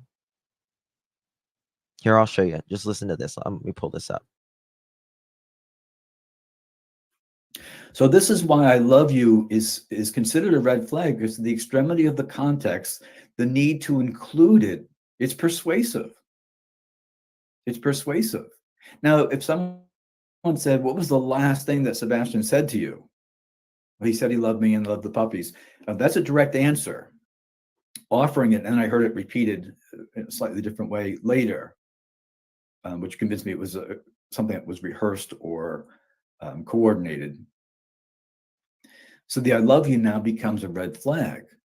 And in missing child cases, it often proves to be a red flag that something went wrong. The subsequent interviews, and there was one other part there where Stepfather described the relationship between himself, his wife, and the biological father. Well, as basically Alafide, Sebastian did have seizures up until a couple years ago. And I don't think he had one glorious in a couple years, but he did have a seizure. Much like we heard from the killer in California up of until Lacey that point. Peterson, Scott Peterson, when he called the marriage glorious. Okay, where three people exist, a triangle, and there's a child in the middle, and the child has that will bring some conflicts, some disagreements. He portrayed it as this wonderful point, Lulu. relationship, which Good point. suggested to the contrary, as he was controlling the information. He wanted everyone to know how well they get along, and that quickly crumbled the more he spoke. Remember the different risk factors. This is like universal. This is not just for this case. Listen. Any Child Protective Service history? Oh, there is. Okay. Let's now edit the thing. Stepfather was connected via phone call. Something that happened to Sebastian that night, because later on we hear not only the 3-hour phone call, but a thump,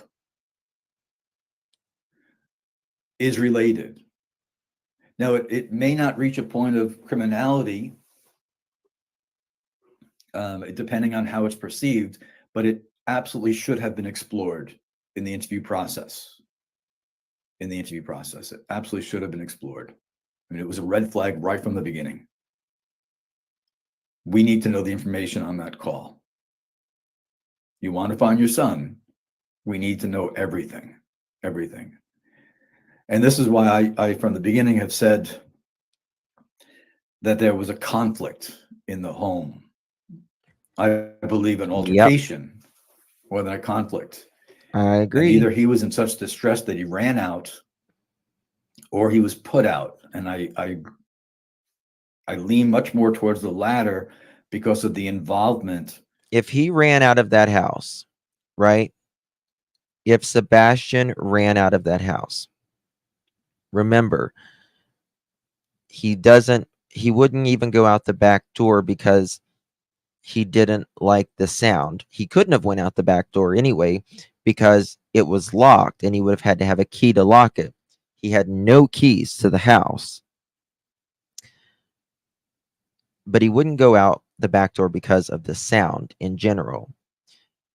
If he ran out of that house, something would have had to have been so bad, he would have had to bypass the feeling that he gets barefoot, right? Which is he doesn't like to be barefoot. He doesn't like to be dirty. That kind of thing. So it would have had to have been really, really bad for him to have just ran out of the house. Another thing, it got dark. Hold on. I think it was, let me check the actual Hendersonville, February.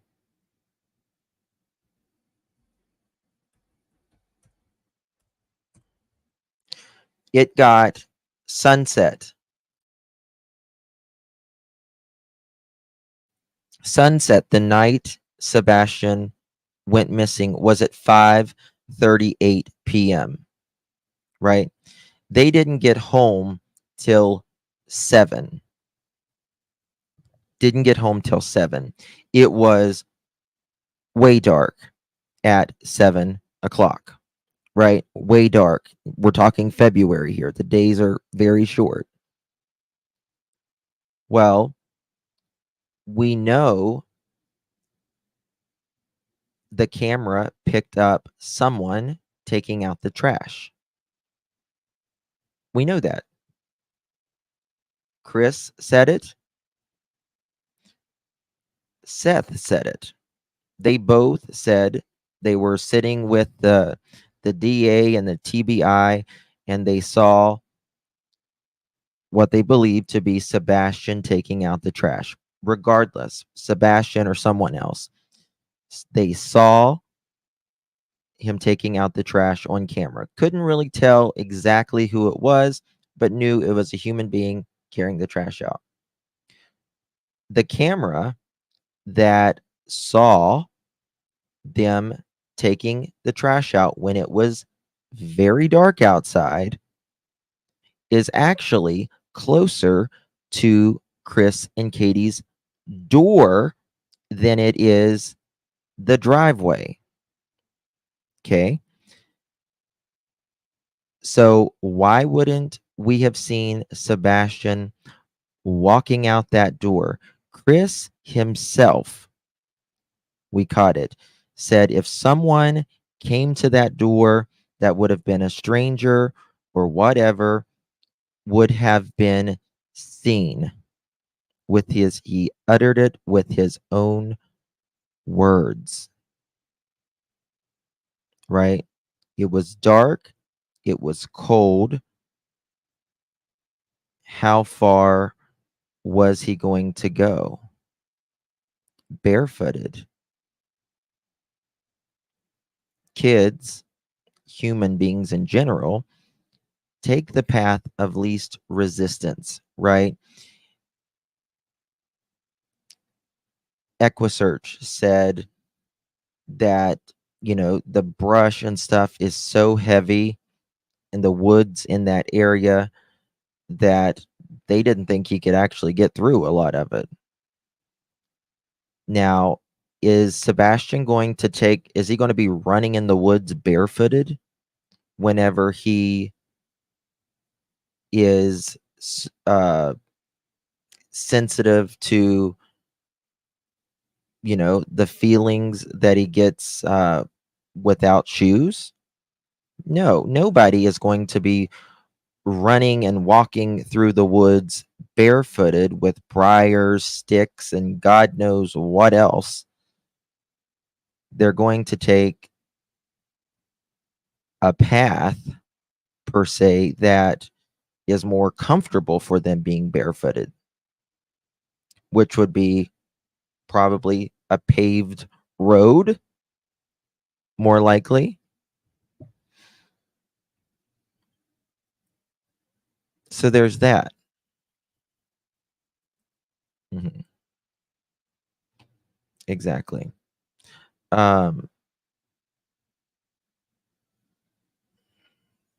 Close to the same garbage Chris claimed to get faith. I don't know what that means, Mohawk. Of what part, what happened? I Love You was part of what happened with Maddie Soto and Stearns. I believe he had some type of shoes if he actually left.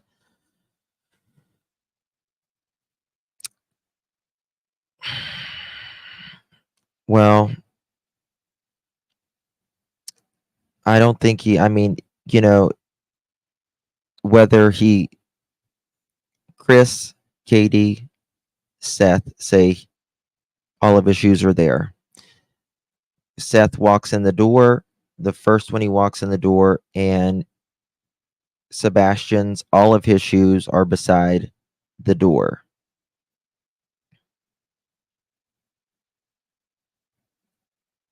Absolutely. Shrubs and brush are harder on the body when there's no leaves. Yeah, exactly. So I don't think that he went out with anything. He might have had socks on or something if he actually walked out. But the problem is, for me personally, is it's constantly, you know, there's things many times in a case something won't make sense, but you'll have something else, you know, that will. For instance, okay, so he wasn't seen on camera. Okay. He wasn't seen maybe on the front camera, right? But he should have been on another camera somewhere. But okay, let's say he wasn't. Well, then there should be a scent. Yes, hey Jude. What? What? Could Sebastian have walked out without shoes but carried them out once he's outside? No, because that's the there's no shoes missing.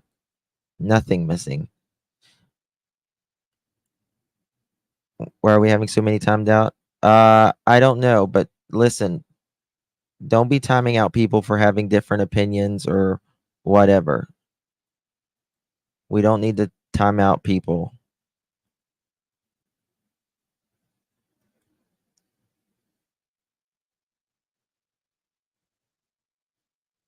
Dina Lynn, why are you timing out people?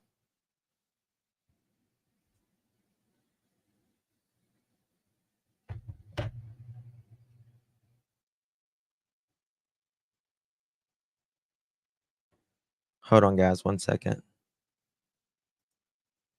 Give me 1 second.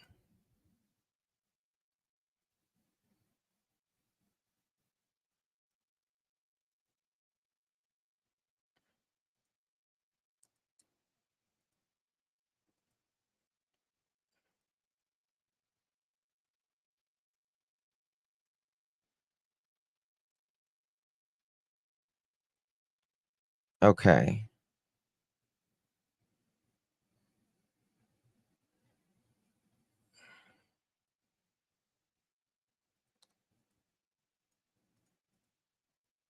It might be your phone or something. Um,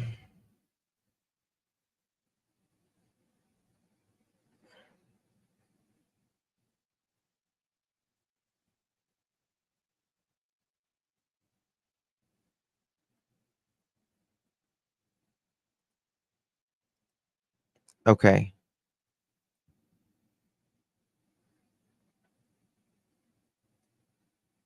It's more than 10 peeps times out. I have no clue why. Okay, well, Dina Lynn can message me later. It might have been in her.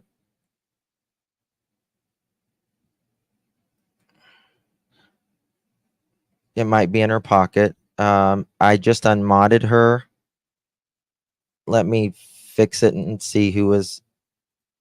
I apologize if somebody was timed out or blocked.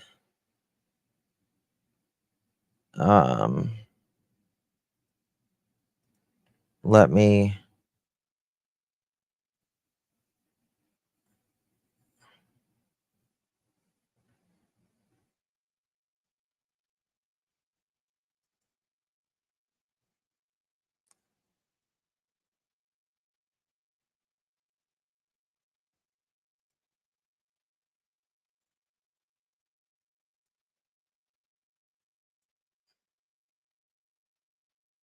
What the hell is going on?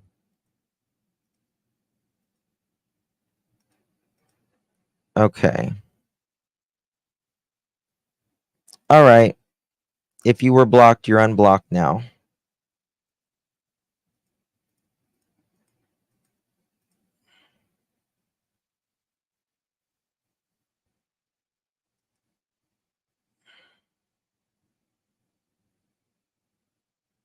You should be unblocked now. If anyone is being blocked, yes, me. What do you think he's not innocent, Esme? Like, what do you mean? You think he's involved in Sebastian going missing?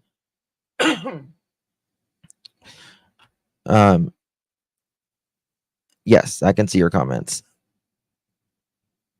If you were blocked, you should not be blocked now because I just unblocked. So we should be good now.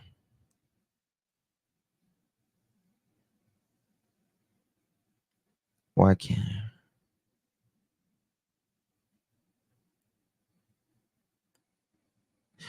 please put in my opinion or allegedly. No. You weren't blocked. I saw you, dear. Mistakes do happen. Yeah, she probably has it in her phone or something. Dina Lynn, she's a sweetheart. So I had to unmod her. I will mod her back after I talk to her. But yeah. Sorry about that, y'all. Deborah, thank you so much, my dear. I really, really appreciate it. If you received a threatening gift from Deborah, please give her a big, big thank you. Again, Deborah, thank you so very much. I really do appreciate the support. I know where the hell we was. Bear with me. So, we were talking about like if Sebastian ran away on his own accord, right? What Peter Hyatt is saying here, that it would have had to been something really bad. I feel acknowledged. Okay, good. It would had to have been really, really bad. Heaven. I'm gonna give you a little hell, okay? Heaven, to the office, please. You're being paged. Heaven, to the office, please. You're being paged. Good to see you, honey. Thank you for being here. Late slip for heaven, though. Did Sebastian have a luggage bag that he packed for going to Seth? I don't. He probably didn't have a luggage bag. He probably had stuff at each house. That's from what I understood, but that's the thing. Chris, Katie, Seth, all of them say that he has no shoes missing. That the only thing that they have seen and can think of and know that he has taken is his glasses on his person and a keychain flashlight. All right, Miss Curvy. Good night, honey. Yes, Seth. Yeah, because he talked about that in one live or whatever.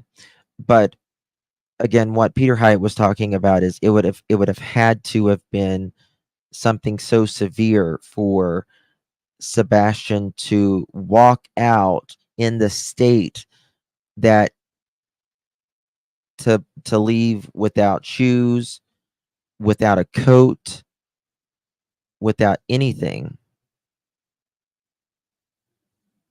Thank you, Diana. Thank you, honey. Any of that it would have been really bad, because these are Sebastian's likes and his dislikes, right? He loves animals, likes to laugh and play jokes, likes going on playgrounds, but it's his dislikes that would trigger, right? That he doesn't like. Hates getting dirty. If you're barefooted, you're going to get dirty. He doesn't like the texture, or the feeling of dirt or objects you're not used to feeling on your feet, right? Loves swimming, but in pools only. He doesn't like lakes, creeks, that kind of thing. He does not like the dark. Now, each of these things on here is from the parents' mouth, what they say Sebastian's likes and his dislikes is. So he doesn't like the dark. Well, if you don't like to be barefoot, right? You don't like to get dirty and you don't like the dark, you're probably not going to run out of the house unless something is very, very wrong. What could have went wrong? He had a great day, according to Chris and Katie. Does not like insects. Hates getting dirty. Not a Tom boy type, right? Need more people in the think tank. We've been catching stuff. Was the light flicker caught on camera? The light flicker.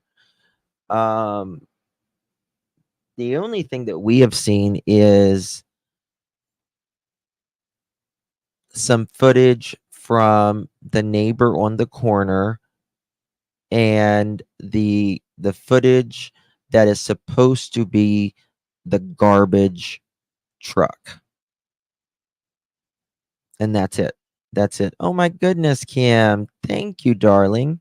Thank you, thank you, thank you. Appreciate you, Mike.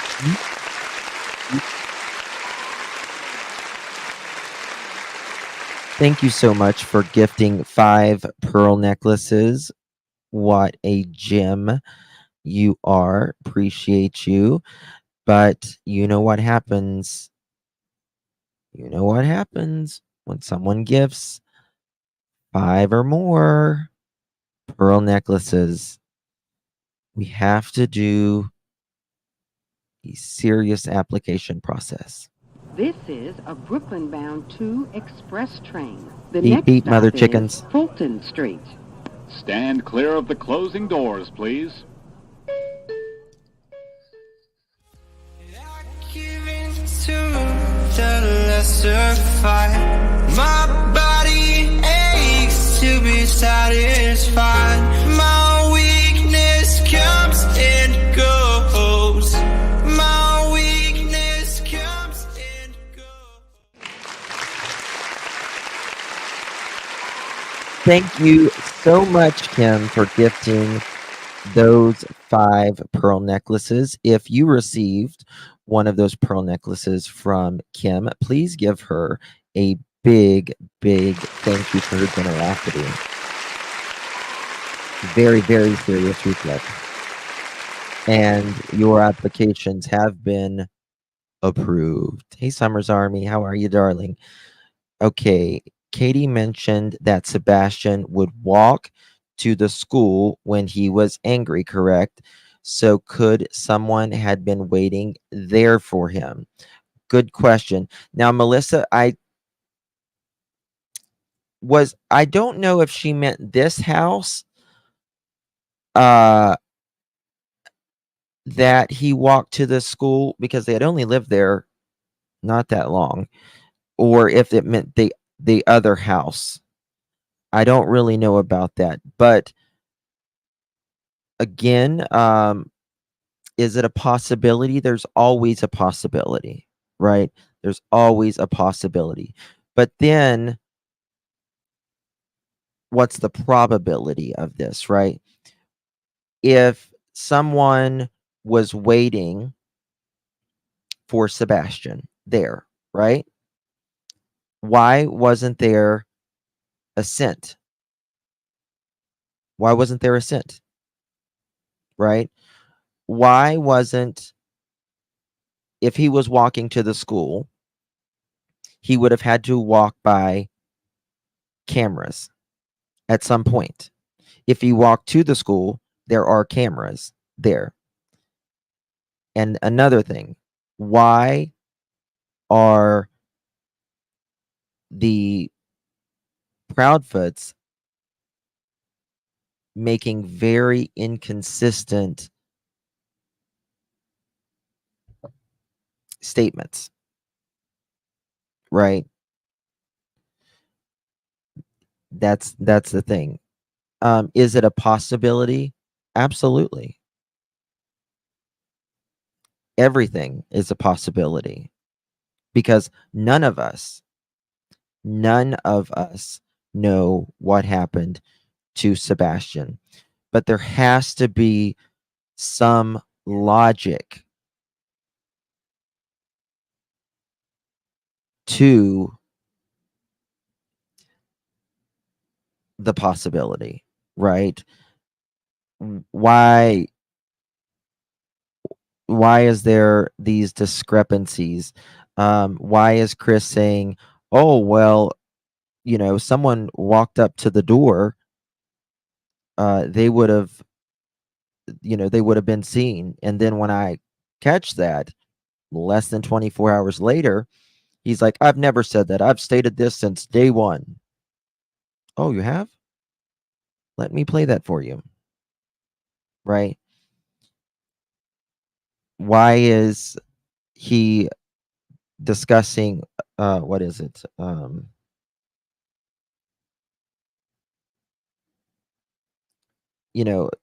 He's supposedly being at work at 5:15 in the morning. If he was, why were you there 2 hours early? That would have mean you would have gotten about 3.5, 4 hours max of sleep. You say that you were in the crane whenever Sebastian went missing. People say that Chris was not in the crane until 7, I think they said 7:10 that morning, from what I understand. So if he wasn't in that crane till 7:10, that means you got the call. Well, I mean, you got the call from Katie at 6:04. You could not have been in the crane at 6:04. You couldn't have been in the crane at 6:04 because you don't start work till 7. You say he was in the crane. That's a problem.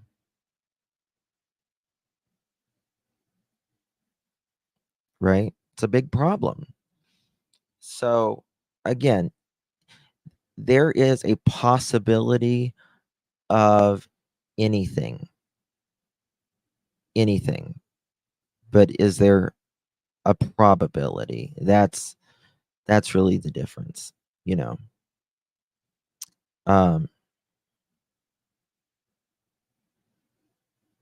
at the night.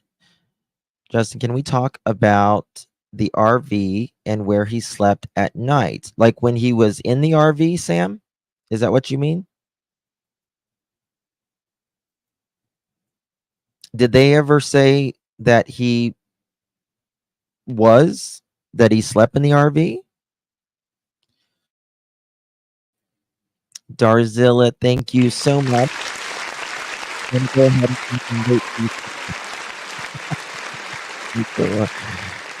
I'm really late this time. You're fine. You're so funny. You're so funny. You're still getting a late slip. Darzilla to the office, please. You're being paged. Darzilla to the office, please. You're being paged. Thank you, Darzilla. Thank you for that. Appreciate you. You're so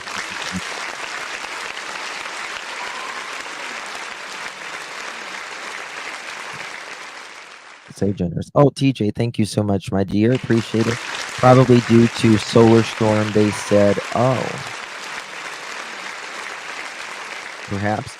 Also, the night that Sebastian went missing, it was nearly a full moon. Nearly a full moon with sporadic broken clouds. Sporadic broken clouds is what it said. So it was a 98, it's called a, I don't forget what the moon was called. It was 98% full, a waxing or a waving something, I don't know. So there's that as well. And I don't know about you, but full moons, a lot of times you can see some stuff. But Sam, what about that? You're talking about today's your birthday? Happy birthday, Pink Warrior.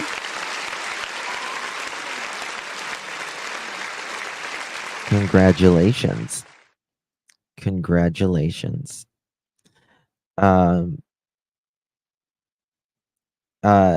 Pink Warrior, you actually share a birthday with ICU's new grandson, who was born last night at, I don't know, I think it was like I don't know, around 2 a.m. he was born, something about around that time. 8 pounds, 3 ounces. That's a good question, Tracy. I wondered the same thing. Who buys a dog when your child is missing? Wondering what kind of dog. I don't know. I know they picked it up at the airport. I do know that. You wouldn't think you would be ready to do something, get another dog when you still looking for your child. That's just me though. That's just me. Right?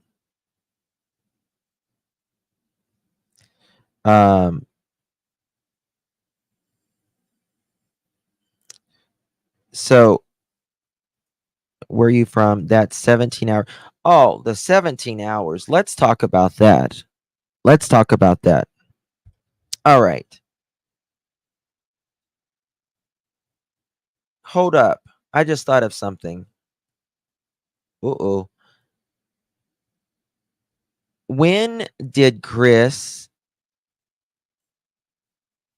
go to get his camper? Was it Wednesday?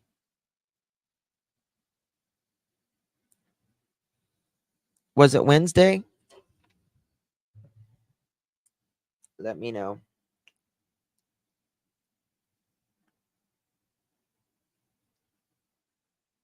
Yeah, Wednesday. Thought so. Okay.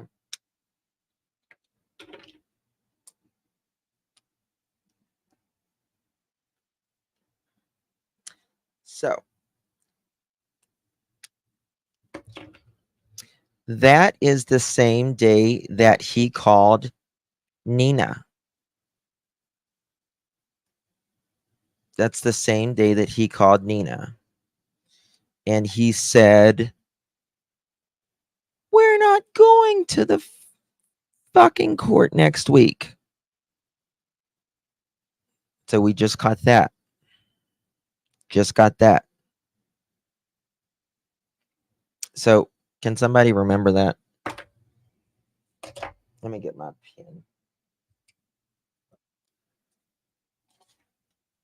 All right. Nina. Or wait, Chris calls Nina. Chris calls Nina Wednesday.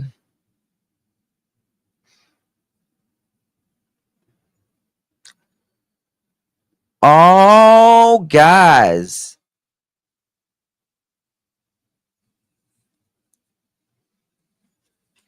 Hold up.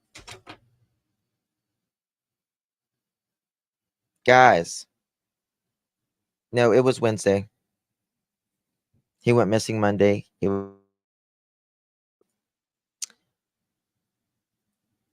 Justin, it was after Seth went home on Wednesday in the afternoon. Yes, I just thought of something, guys. Just thought of something else.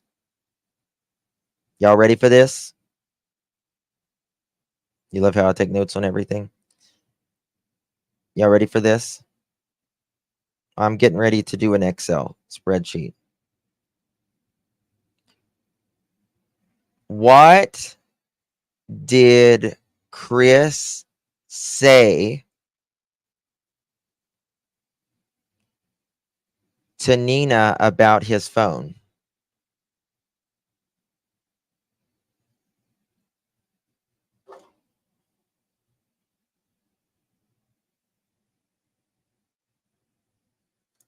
Come on.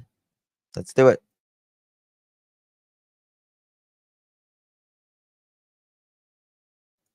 The fucking cops have my phone.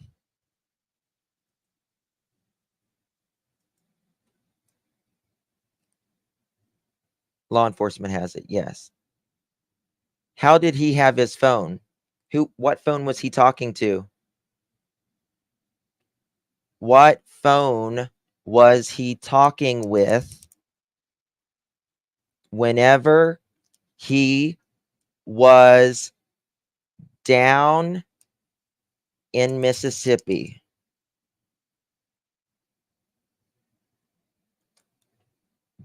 Boom.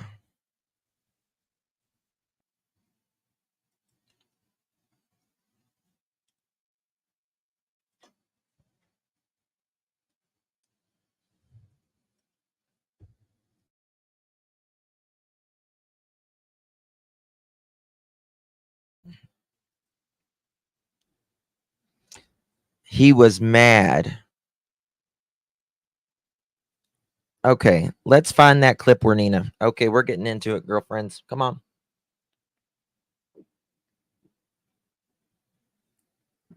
The fucking cops have my phone. That was Wednesday. Chris used Facebook Messenger video call. On what phone? What device? They should have had every device he had.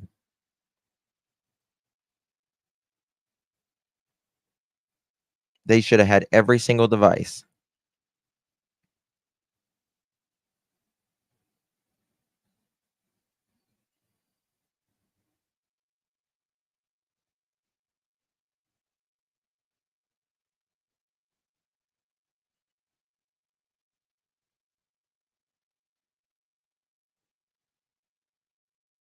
What did that say?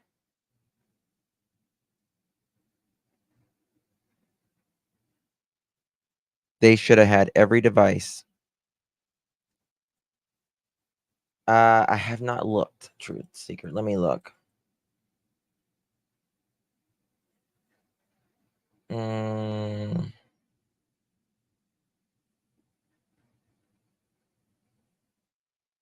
Yesterday was the 5th.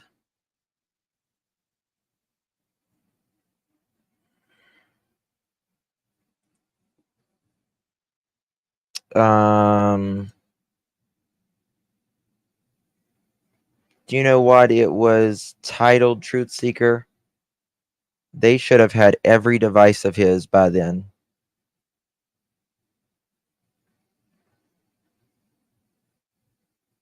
Hey, Spirit Seeker, can you text me who it's going to be from or the email so I can text me your email so I can copy and paste it and look. Beverly, thank you for the Cash App. I appreciate it.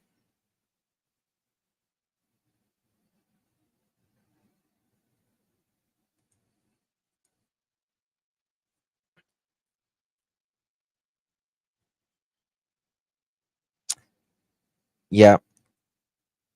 No devices at the camper in Mississippi. Not devices at camper in Mississippi. Yes, Mohawk. That shows you right there that he had. That shows you right there that they did not have his devices in Mississippi at the motorhome. That shows you right there. Okay. That shows you right there that he had more devices in that motorhome, that RV. Boom. Some type of device.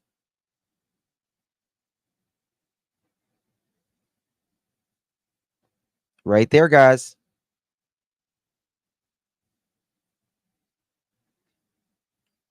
Because he said, just caught it, y'all. Just caught it.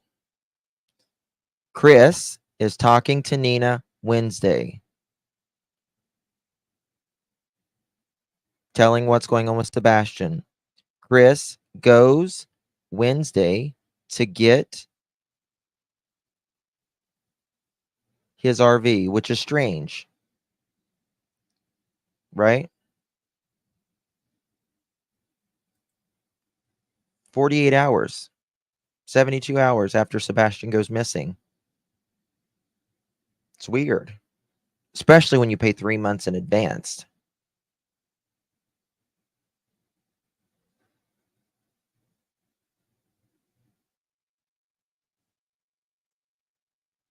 It's not illegal to use a burner phone after the fact.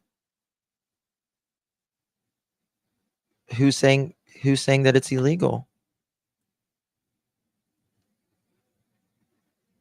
But I guess, he had time. He had 17 hours to do a lot of stuff, didn't he? He had 17 hours to do a lot of stuff.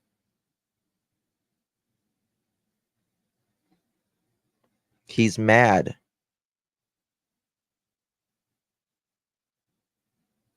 He's mad.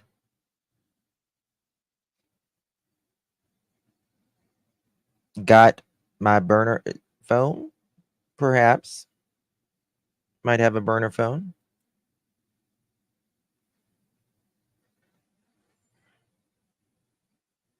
Where are you from? Guys, this is just another red flag on 10,000 other red flags. Where's where you from's comment? If he was watching this, that phone is going in the Mississippi River.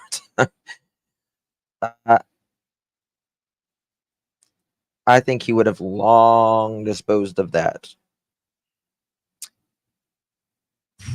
Really quickly, long disposed of that.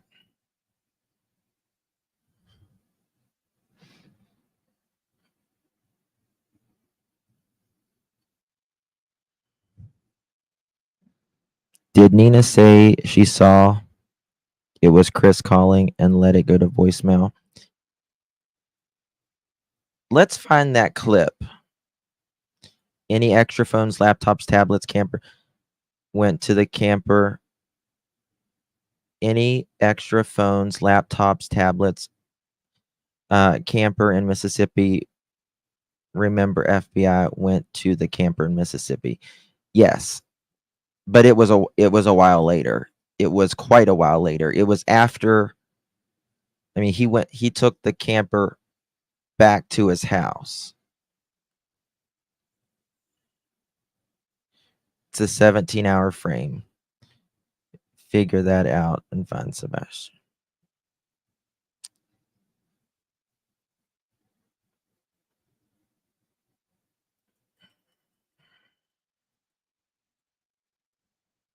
Chris says he pays upwards to 3 months in advance.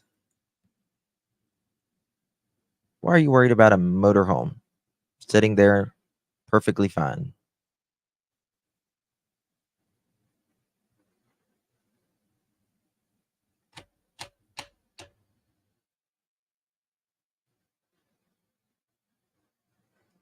Earthquake in, oh really? 4.0?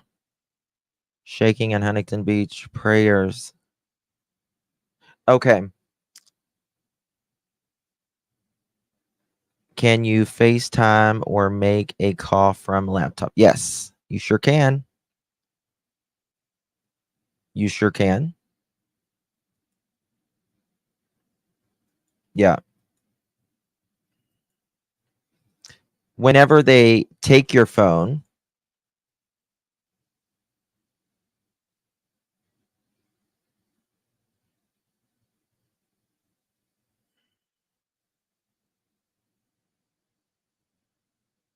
what? When was it dropped off?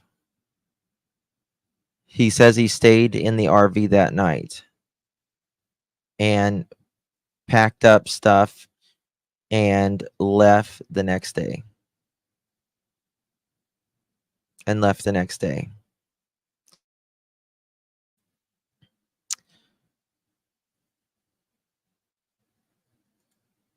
not shook. So whenever you sign over your electronics, right? you have to sign that that is your electronics, all your electronics. All your electronics. Now, I don't know if you're allowed to get a phone afterwards.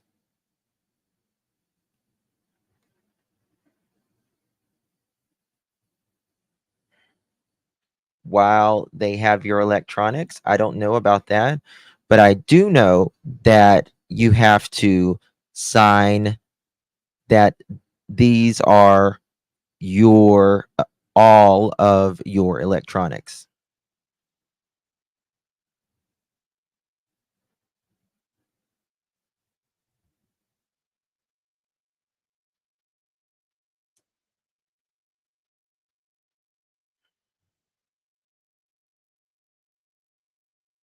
You do not part with your camper. You sleep inside of it. So why was it not with him? So what did he sleep in? Clutched and pearls. What do you mean, Sam? I don't understand. What do you mean? What did he sleep in? He left Hendersonville to his camper to go get his camper. He stayed in his camper that night. He packed up. He says the next day, and he goes back to Hendersonville.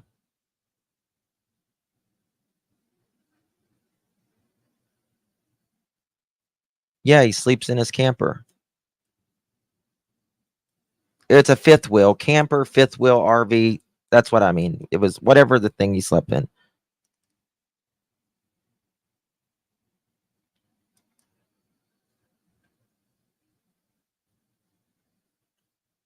Why was he parted from his RV? He parted from his RV the morning, he said, allegedly, the morning he got the call that Sebastian was missing, which was Monday morning. He was away from his camper allegedly from Monday morning to Wednesday evening night.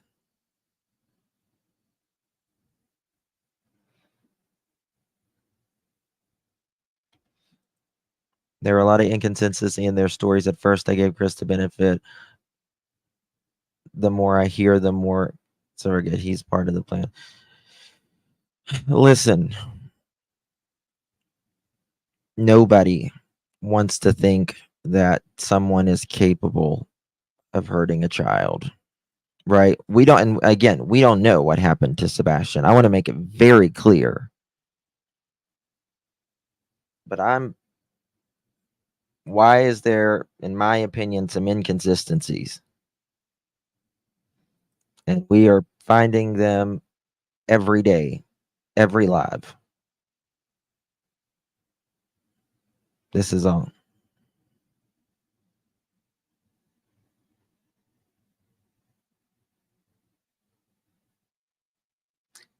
That's a good question.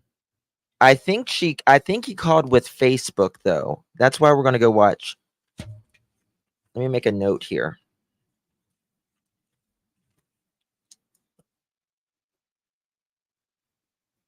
We're going to go back and listen to this. Whoops.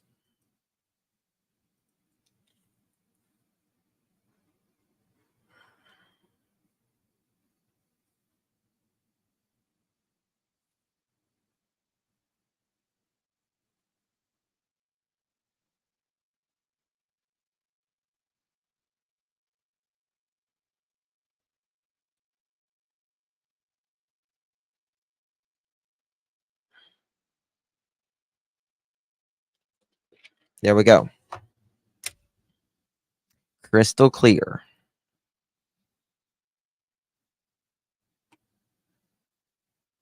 Don't type in a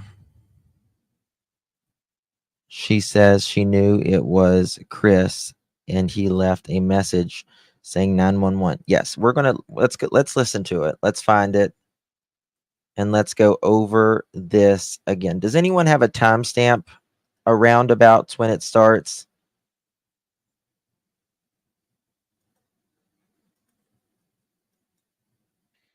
In that case over there. So Does we anyone get home remember? here, not even a couple days goes by. Mohawk, do you remember someone? He ended up calling CPS on us here. Because this is important. This is very important. And using CPS against me every chance that he got. Showing up to my kids' school. Scaring my kids. Just like he did in Tennessee. JLRs, what do you mean cookie? So I filed for divorce here, which I should have filed on tribal land at the time. Because I wouldn't be going through this. It was a false hit, Tori. So the divorce happened, but it dragged on and on and on because Christopher made a big deal about absolutely everything. I had to ask for permission to leave Bernalillo County. I had a divorce. And the parenting plans, it had to be his way or nobody's way. He had to have the last word, and this is what he wanted. A lot of times, I didn't. I didn't. If I'm correct, he was already living with Katie when we were still married. Yep. Pretty surprised how fast he moved on with his life. Like, well, back and forth we would be going, with Faith. We got to find this because this is very Moving important. with a man. Like, Faith is sick. A normal childhood should feel like helpless. Because I can't, I feel American Academy on the street easier. I decided to put her there. March 5th, and the first one, March 5th. I went to court January 2nd. That never took the bat for Faith and listened to anything that I have ever said. I've always told people. Why was Sam timed out? Who's timing people out?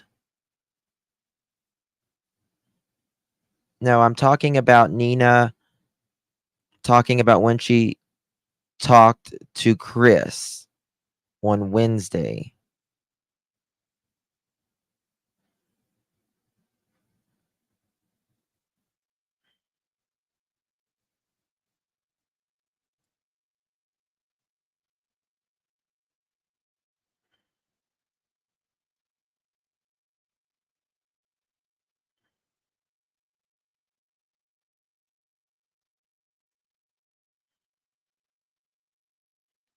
Does anyone have a timestamp?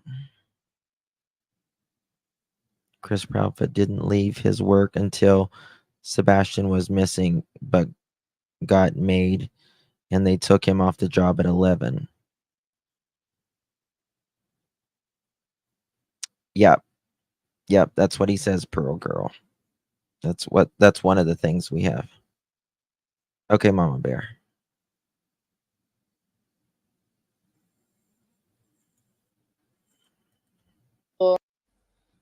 Let me see if I can find it here. This is very, very important we find this.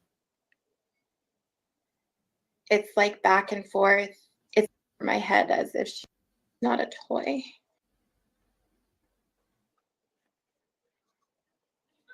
But he lives in Tennessee.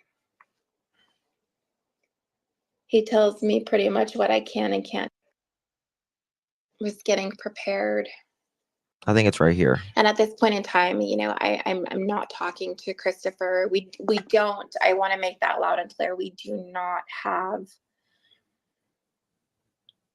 a good co-parenting relationship. We don't talk on a regular basis. I refuse to talk to Christopher I think it's right here. because everything has to be his way.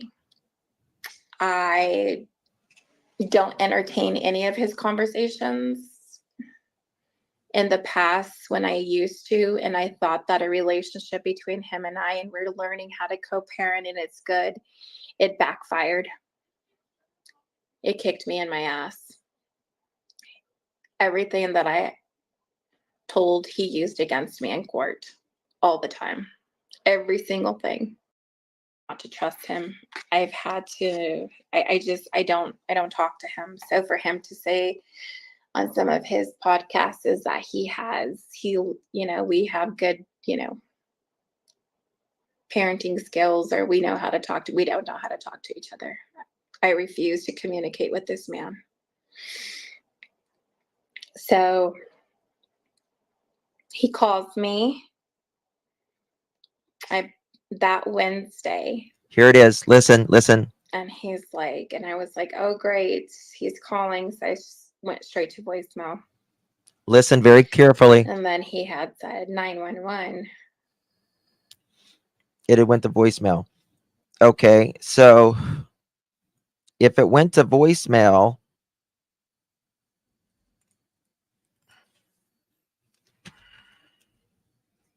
Nina says it went to voicemail.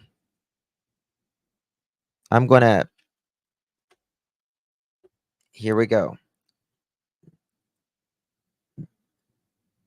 Does Facebook, let me get a timestamp here, by the way. 128:33. Just put 128. Timestamp 128. 1 hour, 28 minutes. Okay. Does Facebook have voicemail?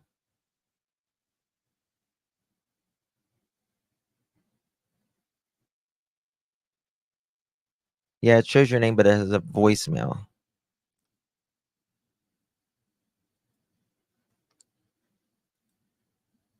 She says he calls. I will find out how he called. I can't tell you how I'll find out, but I will find out. I just can't tell you how I find out, okay? But I will. I'll let you know. I'll let you know if it was Messenger or if it was a call. Just let you know. Call me. So then I was like, well, it must be emergency. So let me call him. I called him and I said, what's up, Chris? And he was like, he's like, Nina, I gotta tell you something. And I was like, and in my mind, I'm thinking, okay, he's gonna tell me that the trial, we're not gonna go to trial, that everything is gonna be done with, and Listen. we don't need to worry, and we can, we don't need to do all this stuff. I mean, that's what I'm thinking. And then he tells me, I gotta be open and honest with you. And then he pauses like for 6 or 7 seconds, and I'm like, well, I was like, what? What do you have to tell me? So then at that point in time, he tells me that Sebastian went missing. And I was speechless. I have to say, I was speechless. Well, it doesn't matter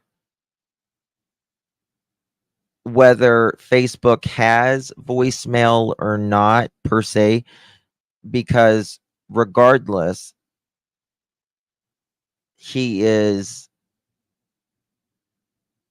they've taken his phone, right? Allegedly by this time, according to Nina. And then I went into saying, well, Listen to this closely. what happened? Like, how did he go missing? Like, what happened?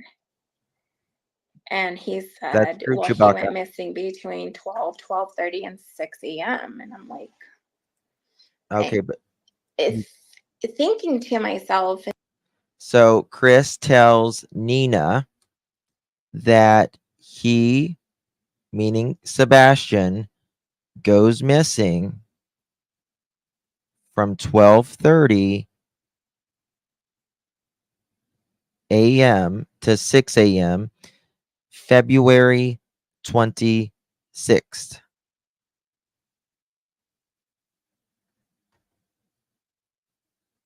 Oh, hold on. Let's go back.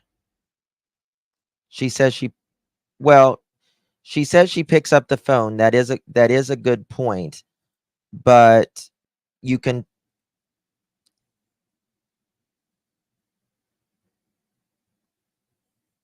he had the phone returned by Wednesday.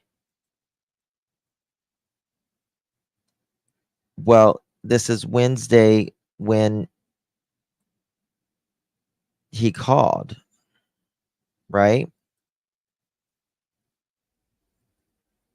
Let's go back.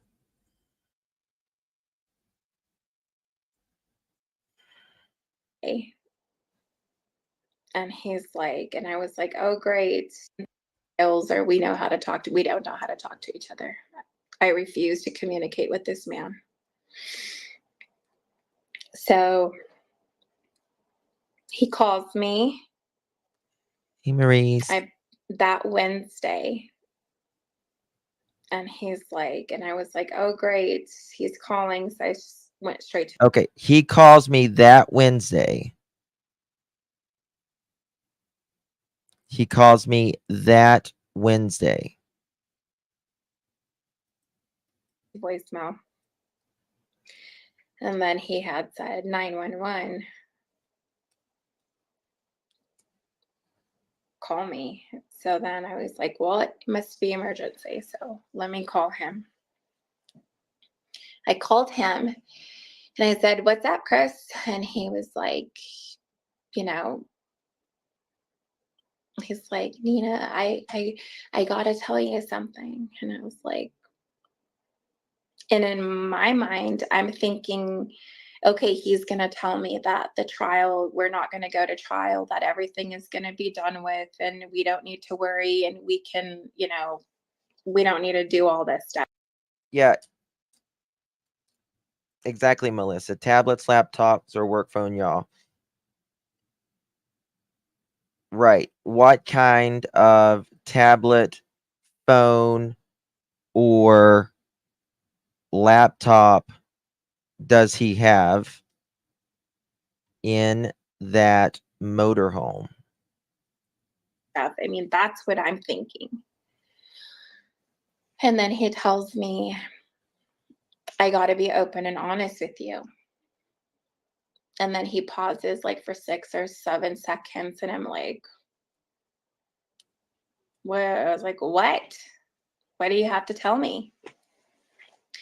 So then at that point in time, he tells me that Sebastian went missing. I will. And I was speechless. I have to say, I was speechless. And then I went into saying, well, what happened? Like, yeah, he texted her 911 like it's an emergency. He didn't call 911. How did he go missing? Like, what happened? And he said, well, he went missing between 12:30, and 6 a.m. And I'm like, it's thinking to myself, and then, okay. The people that is confused about him writing 911. Chris calls Nina. Nina didn't answer. Chris texts Nina 911, meaning it's an emergency. It's an emergency. right? So she would answer or call back. So Nina called him back because it said, the text message said 911, important, right? Law enforcement only took CP personal cell phone, correct? They took all the electronics, everything. Everything. Yep, same. Yep. He messaged her 911. That's crazy. It's very And important. I said, don't you have security cameras, Christopher? I said, you mean you have security cameras in your house? I mean, don't you? And he paused. He didn't say anything. So then I said, what happened to your dogs? I said, don't your dogs? I said, you have those Yorkies or... And I said, every time that I call Faith, I said, they're barking. He didn't say nothing. So I said, I said, are you lying to me? I said, because I mean, thinking in my head, like, are you just buying more time for this trial that's coming up? Like, you know, what other information are you going to find out that you're going to use against me, right? So then I said, I'm going to look this up. And I said, have you contacted your lawyer yet? I mean, you know, I said, we still have a trial, I said, at 8:30 next Tuesday. And he had raised his voice at me and he said, we're not going. Okay. And I was like, Now this is at important. 8:30, I mean, look this up. And I said, have you contacted your lawyer yet? I mean, you know, I said, we still have a trial. What did that say? Are you going to find out that you're going to use against me, right? So then I said, I'm going to look this up. And I said, have you contacted your lawyer yet?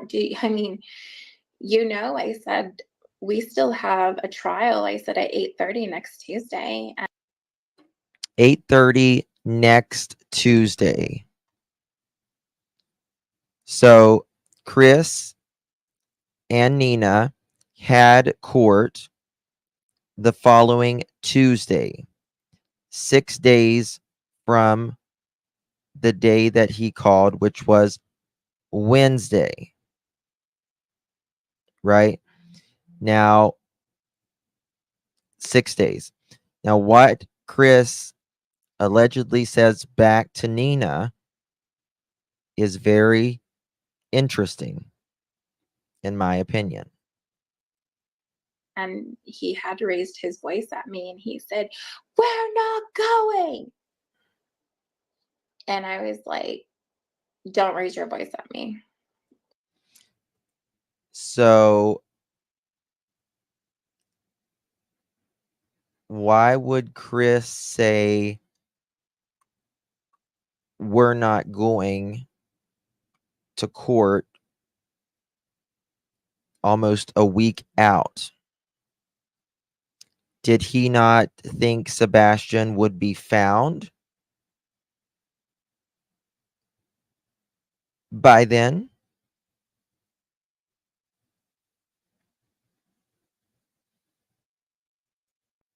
Make note of that. As like I said, Chris couldn't have known Sebastian would have returned by then. Bingo.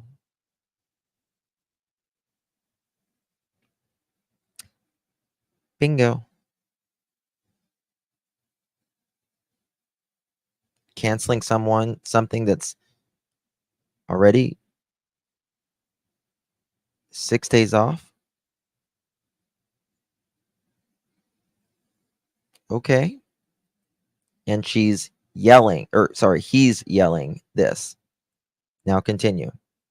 Very important. You're not going to disrespect me like that. You're not going to raise your voice at me. So then I said, you know, by law, I said, I have to contact my attorney. And I said, I'm going to email him as soon as I get off the phone with you. And I'm going to tell him that there's a missing child. And I had stated like, okay, well, is there like something, we could do? Can you send me like a flyer? Can you send me something? I said, I could put it on my social media and it'll take off. Like I have a lot of people that I know and a lot of my clientele. I said, we're willing to, they share a lot of my stuff. So he never sent me anything. And, he was so worried about his phone, and he had said something. He's like, the fucking cops had my phone, and I had to call Faith, and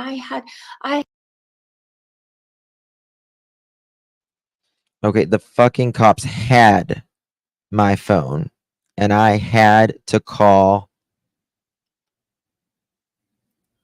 I told him I had to fucking call my daughter, and I said, And I told them I had to call my daughter. I said, you need to calm down. I said, Faith is fine. She's with me. So he may have had his phone. He may have had his phone back by Wednesday. I'm still going to check though. The cops had my phone. Cops had my phone. So I need to find out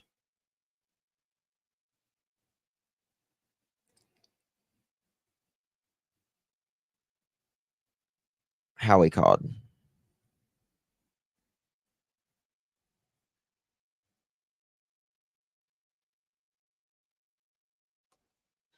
All right, I'll find out. What's the timestamp on that? 1:32:38. 1:32:38. Okay. I'm her mother. I said she was with her family here. I said, you don't need to worry about her. You don't need to worry about her whatsoever. And why is he worried about his phone? Good question.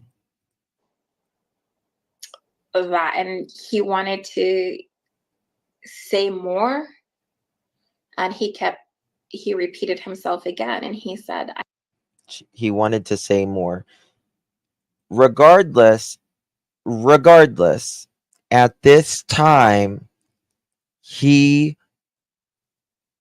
is either on his way. I don't know what time he called her. On his way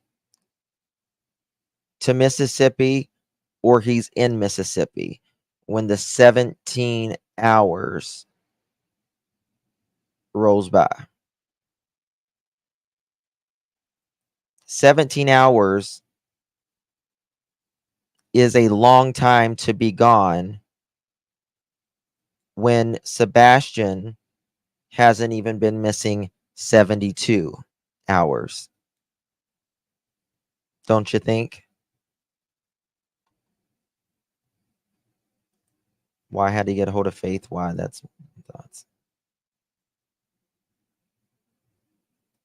Mm-hmm.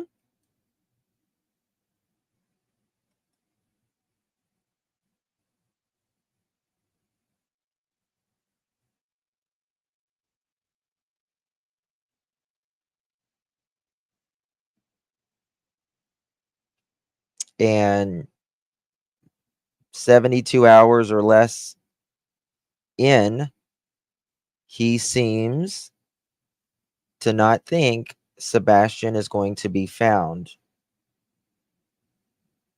In my opinion, based upon the way Nina is alleging the way he is speaking.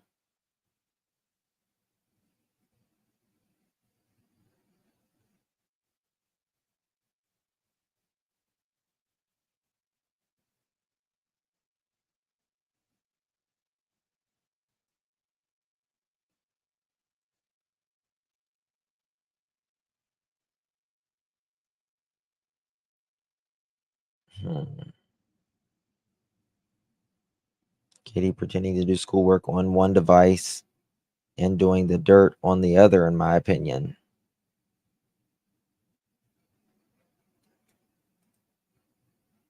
Maybe keep it in the back of our heads and not underestimate that they both have military training. Oh, absolutely. Absolutely. I need to be honest with you. And I was like, Christopher, I don't have time for this. I said, I just don't. Yeah, TJ. I said, I gotta go.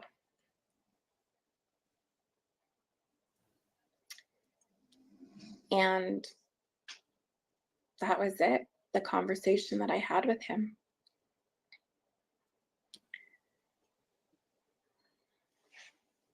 I keep kind of beating myself up. Maybe I should have stayed on the phone a little bit longer. Maybe I should have let him talk. But with the experiences that I've had with Christopher in the past, I just couldn't trust him. So then I contacted my attorney the next day and I told him what was going on. They haven't made a ruling yet, Chris. Sebastian. I mean,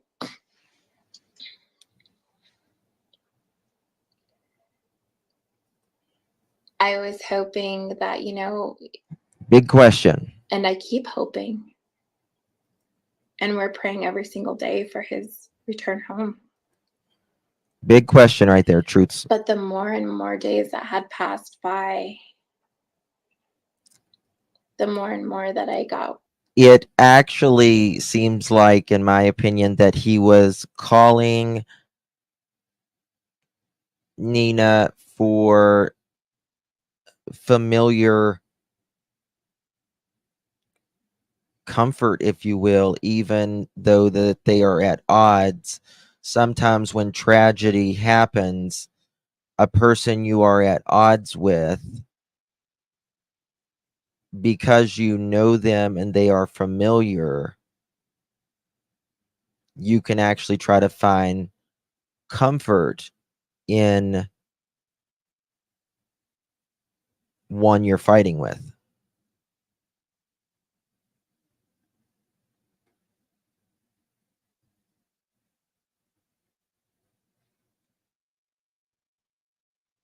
Chris knew he would be busy searching, so he 17 hours. 17 hours.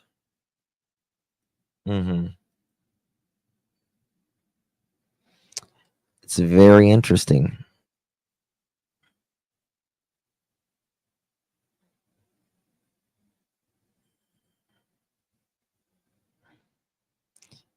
Dina Lynn, were we in your pocket earlier? Were we in your pocket earlier? Why would a judge take away a daughter from a mother with a good reason? It makes no sense. They never searched. Chris helped out for a half a day with Seth in the beginning.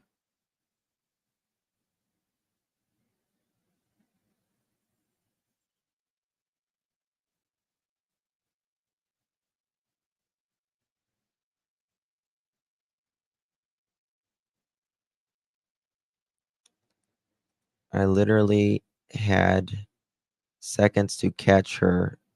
She came fast. I had to drop everything to catch the baby. I feel so blessed to have the honor. What's wrong, Melissa? What is everything okay?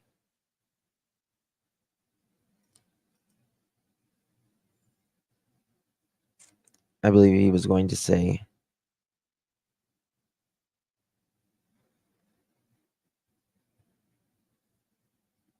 yeah.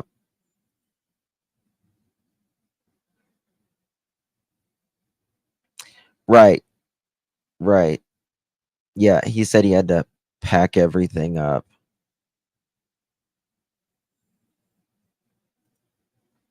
and the cops once. I don't know what you mean.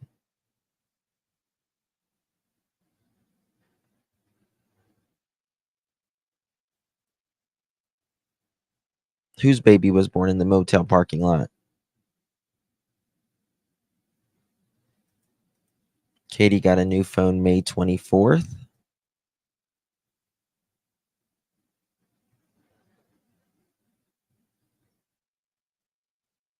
Let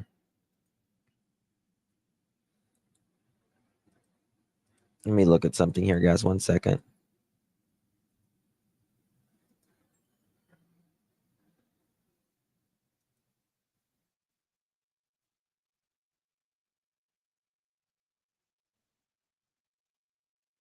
All right, I got that email.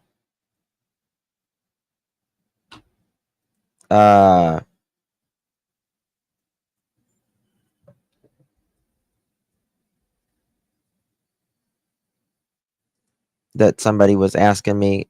Hold on, let me just text them.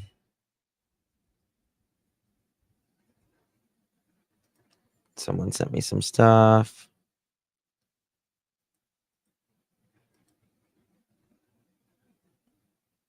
Okay.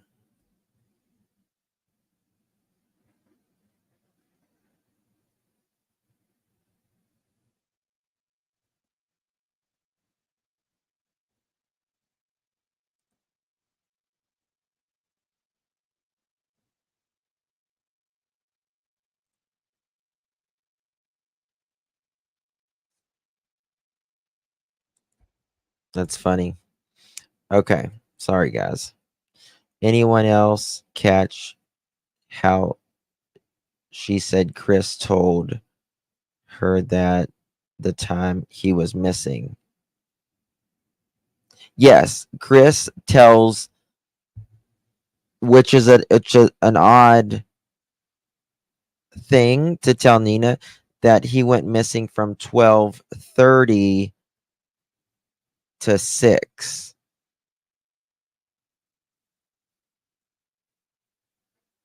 Right, 12:30 to 6.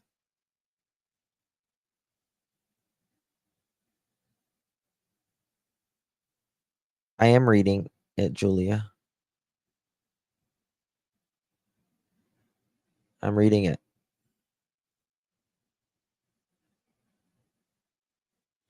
Hey, Chloe.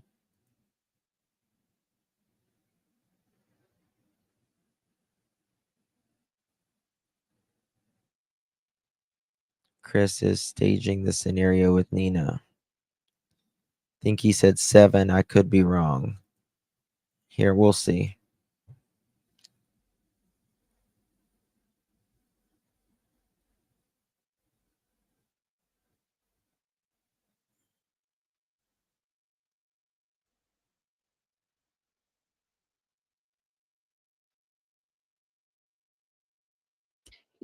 I said, we still have a trial. I said at 8:30 next Tuesday, and he had raised his voice at me and he said, "We're not going."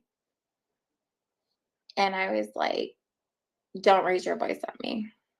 You're not going to disrespect me like that. You're not going to raise your voice at me. So then I said, by law, I said, I have to contact my attorney. And I said, I'm going to email him as soon as I get off the phone with you. And I'm going to tell him that there's a missing child. And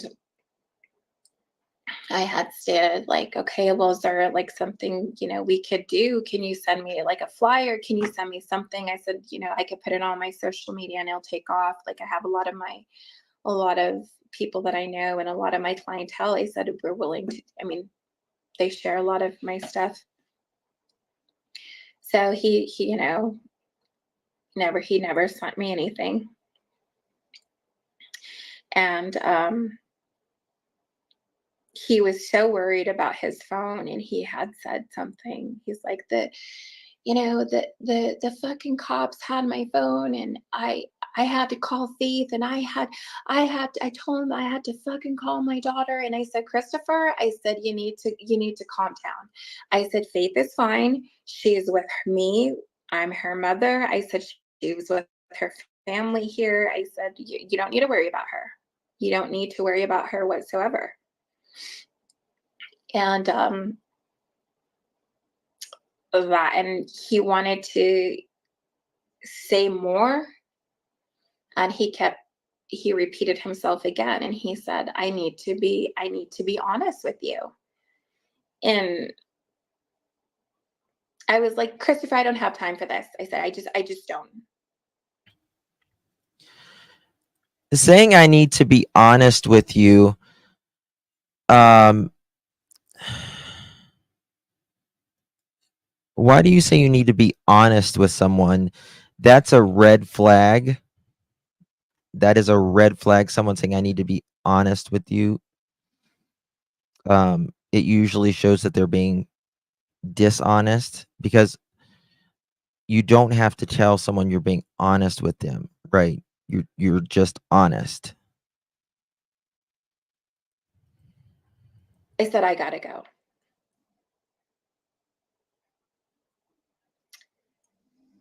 And that was it, the conversation that I had with him.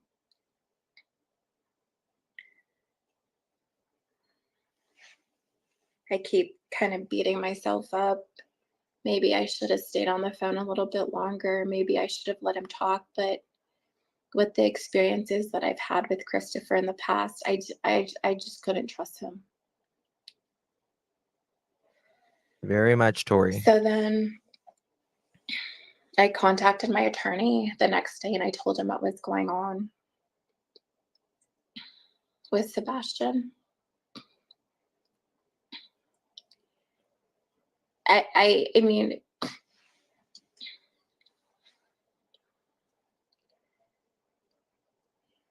I was hoping that,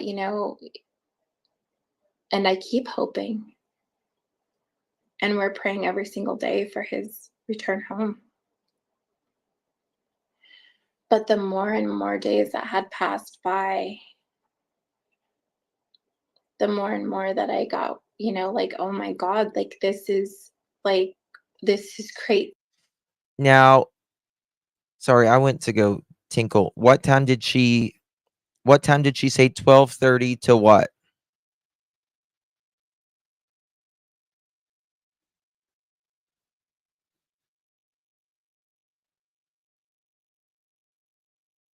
Was it 6?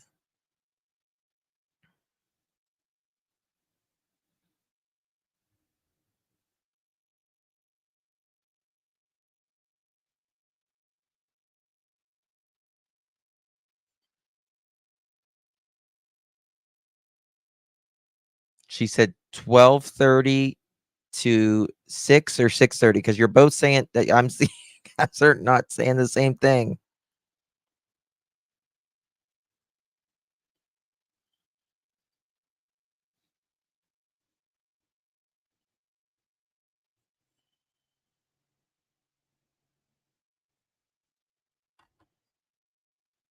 I would never leave my house if I had a kid missing. It boggles my mind. Do they not see how this looks? Well,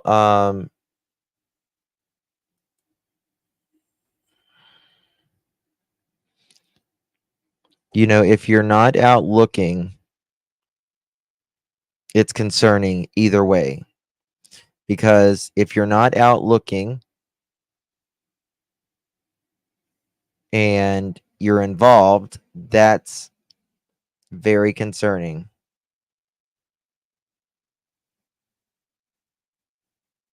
If you're not out looking and you're not involved, that's equally concerning.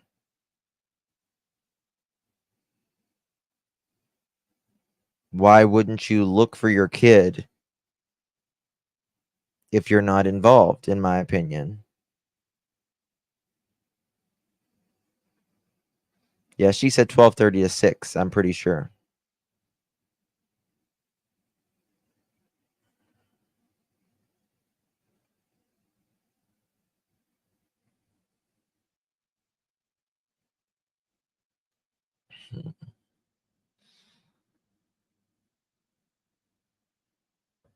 No, we only look if we have lost something. Yeah. I mean, again, if you've lost something that's valuable to you, your car keys, for example, and it's valuable to you, you look for it because it's valuable.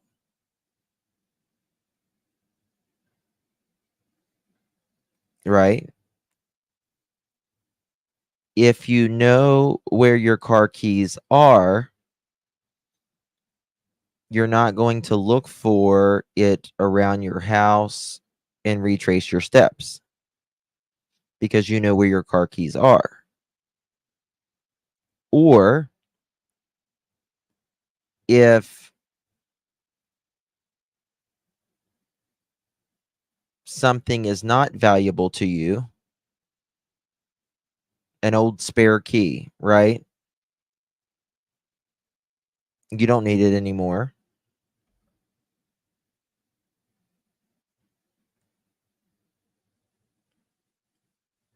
You're not going to look for it. You don't care. Doesn't matter. You don't need it. Why would you look for it?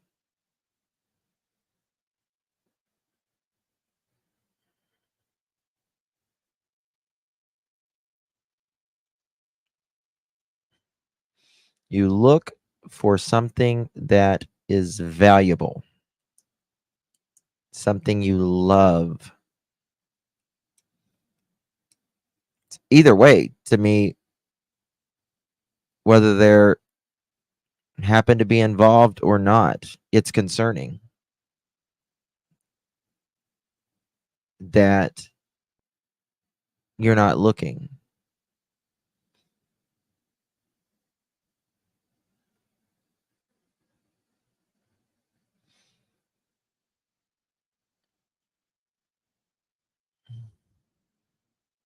That's true, Donna. You're right.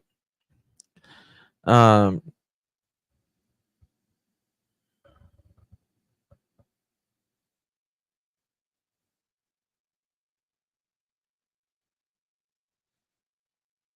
and to leave? What if he came back? Right. Well, I mean, why if it's just another thing of Chris telling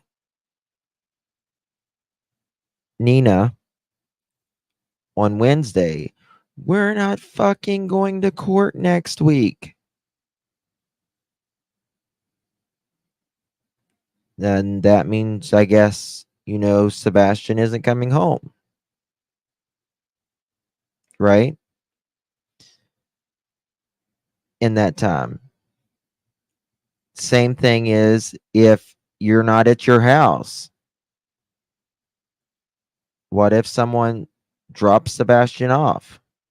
What if he is found in the area? Right? You're 3.5 hours away. You don't have to be, especially Katie, particularly Katie.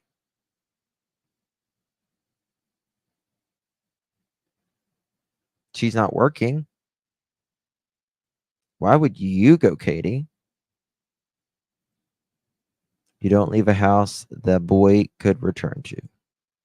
Exactly. Exactly.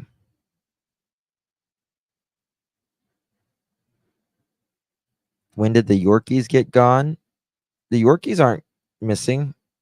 They still have the Yorkies. In fact, Chris got another dog.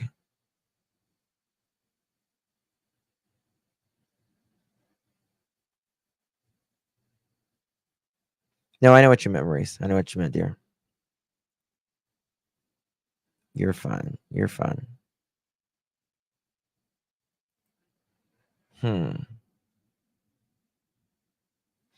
Remember on Nancy Grace, his job was up in the air. Then he's going back to work. Yes. Yep. We got that. Yep. Yeah. My job's up in the air right now. But then she asked Katie, why are you, and you know them, why are y'all not at home? And Chris says, I'm going back to work. And then Katie says, I'm down here to, get him situated. Was you at Costco, Katie, getting him snacks for the work week?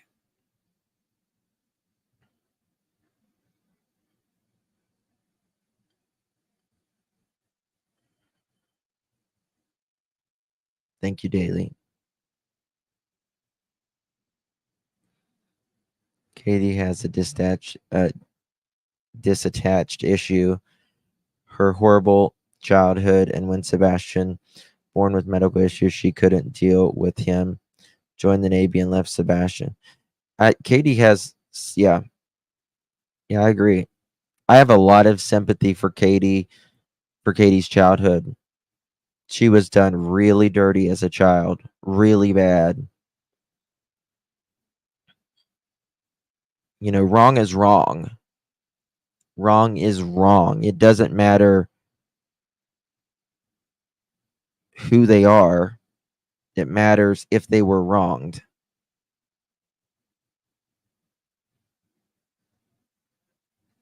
So why did you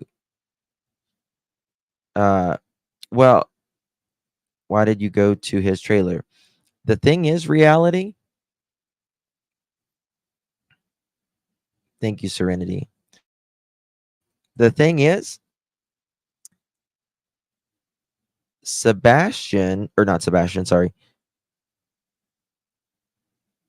The people that we talked to whenever we broke that Chris and Katie was staying at the RV park there, the people there, I'm not going to name who it was, said that they've never seen Katie visit him. Never seen Katie visit him until after Sebastian went missing. So there's that. That's what they said.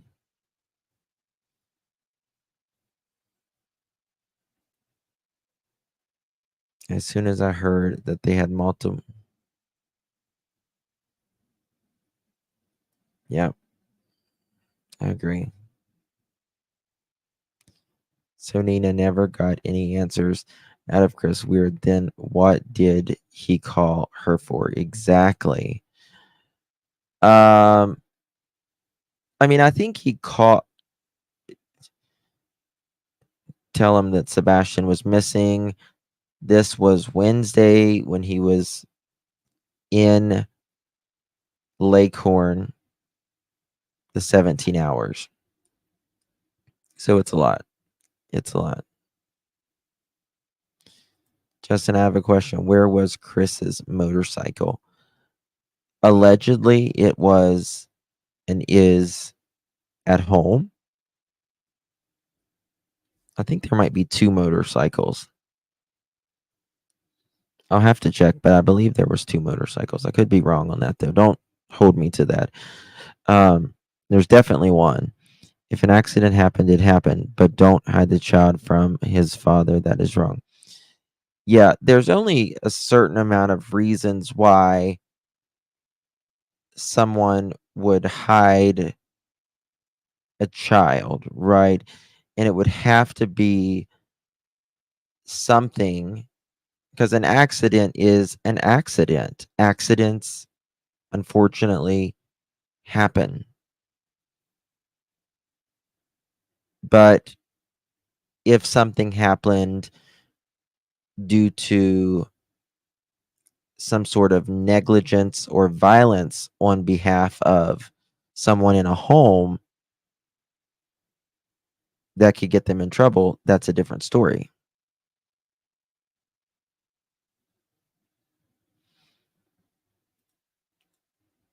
Early that morning. What do you mean early that morning, Debbie?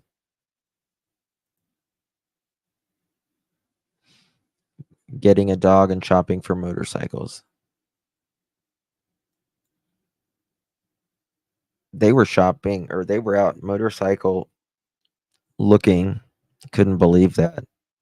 And then to lie and say that's an old picture.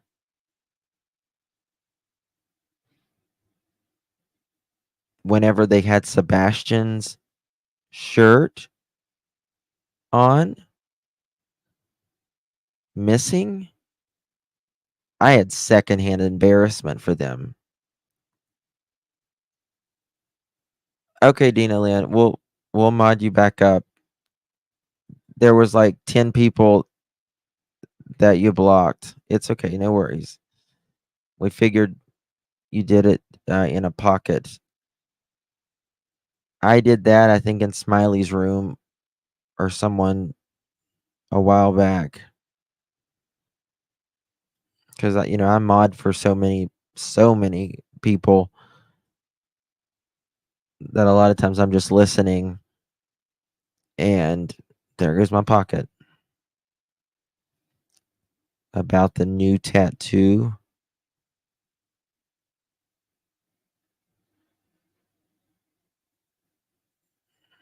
What tattoo?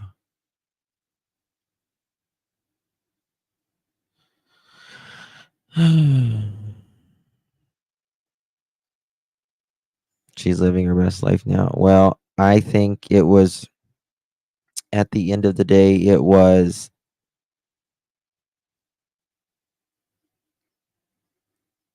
was some problems between Chris and Katie.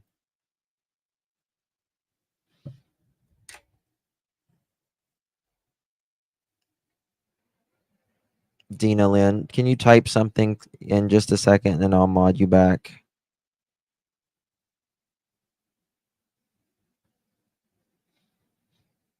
Let me just fix this 1 second.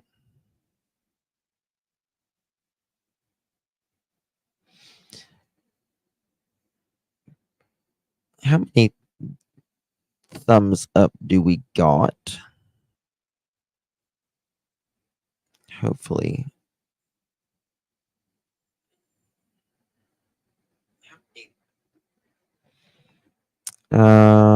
Where's Dina Lynn? There we go.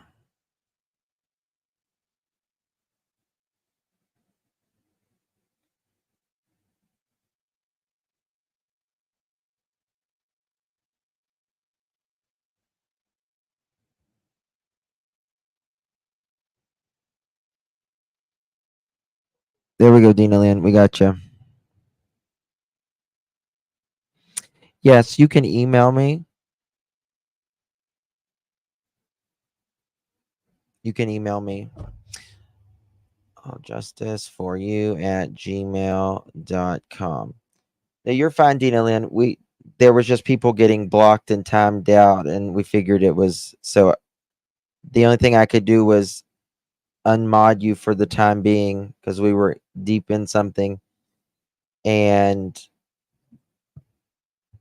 I had to unblock the people. So that's the only way I could do is if I unmodded you and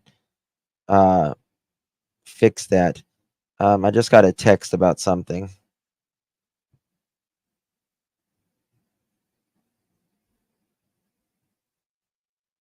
What is this? Damn it, this phone.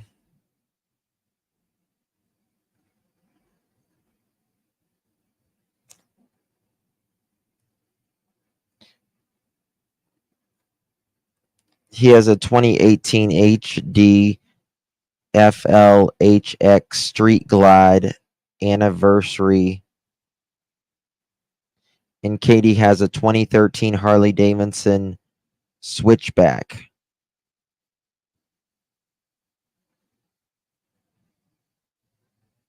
So there is two motorcycles.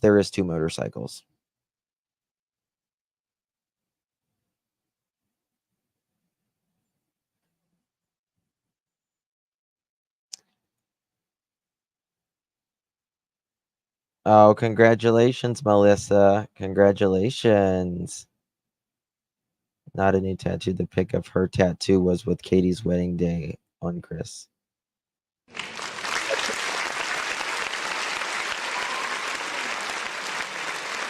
Congratulations. Those are $40,000 each. Probably. Probably.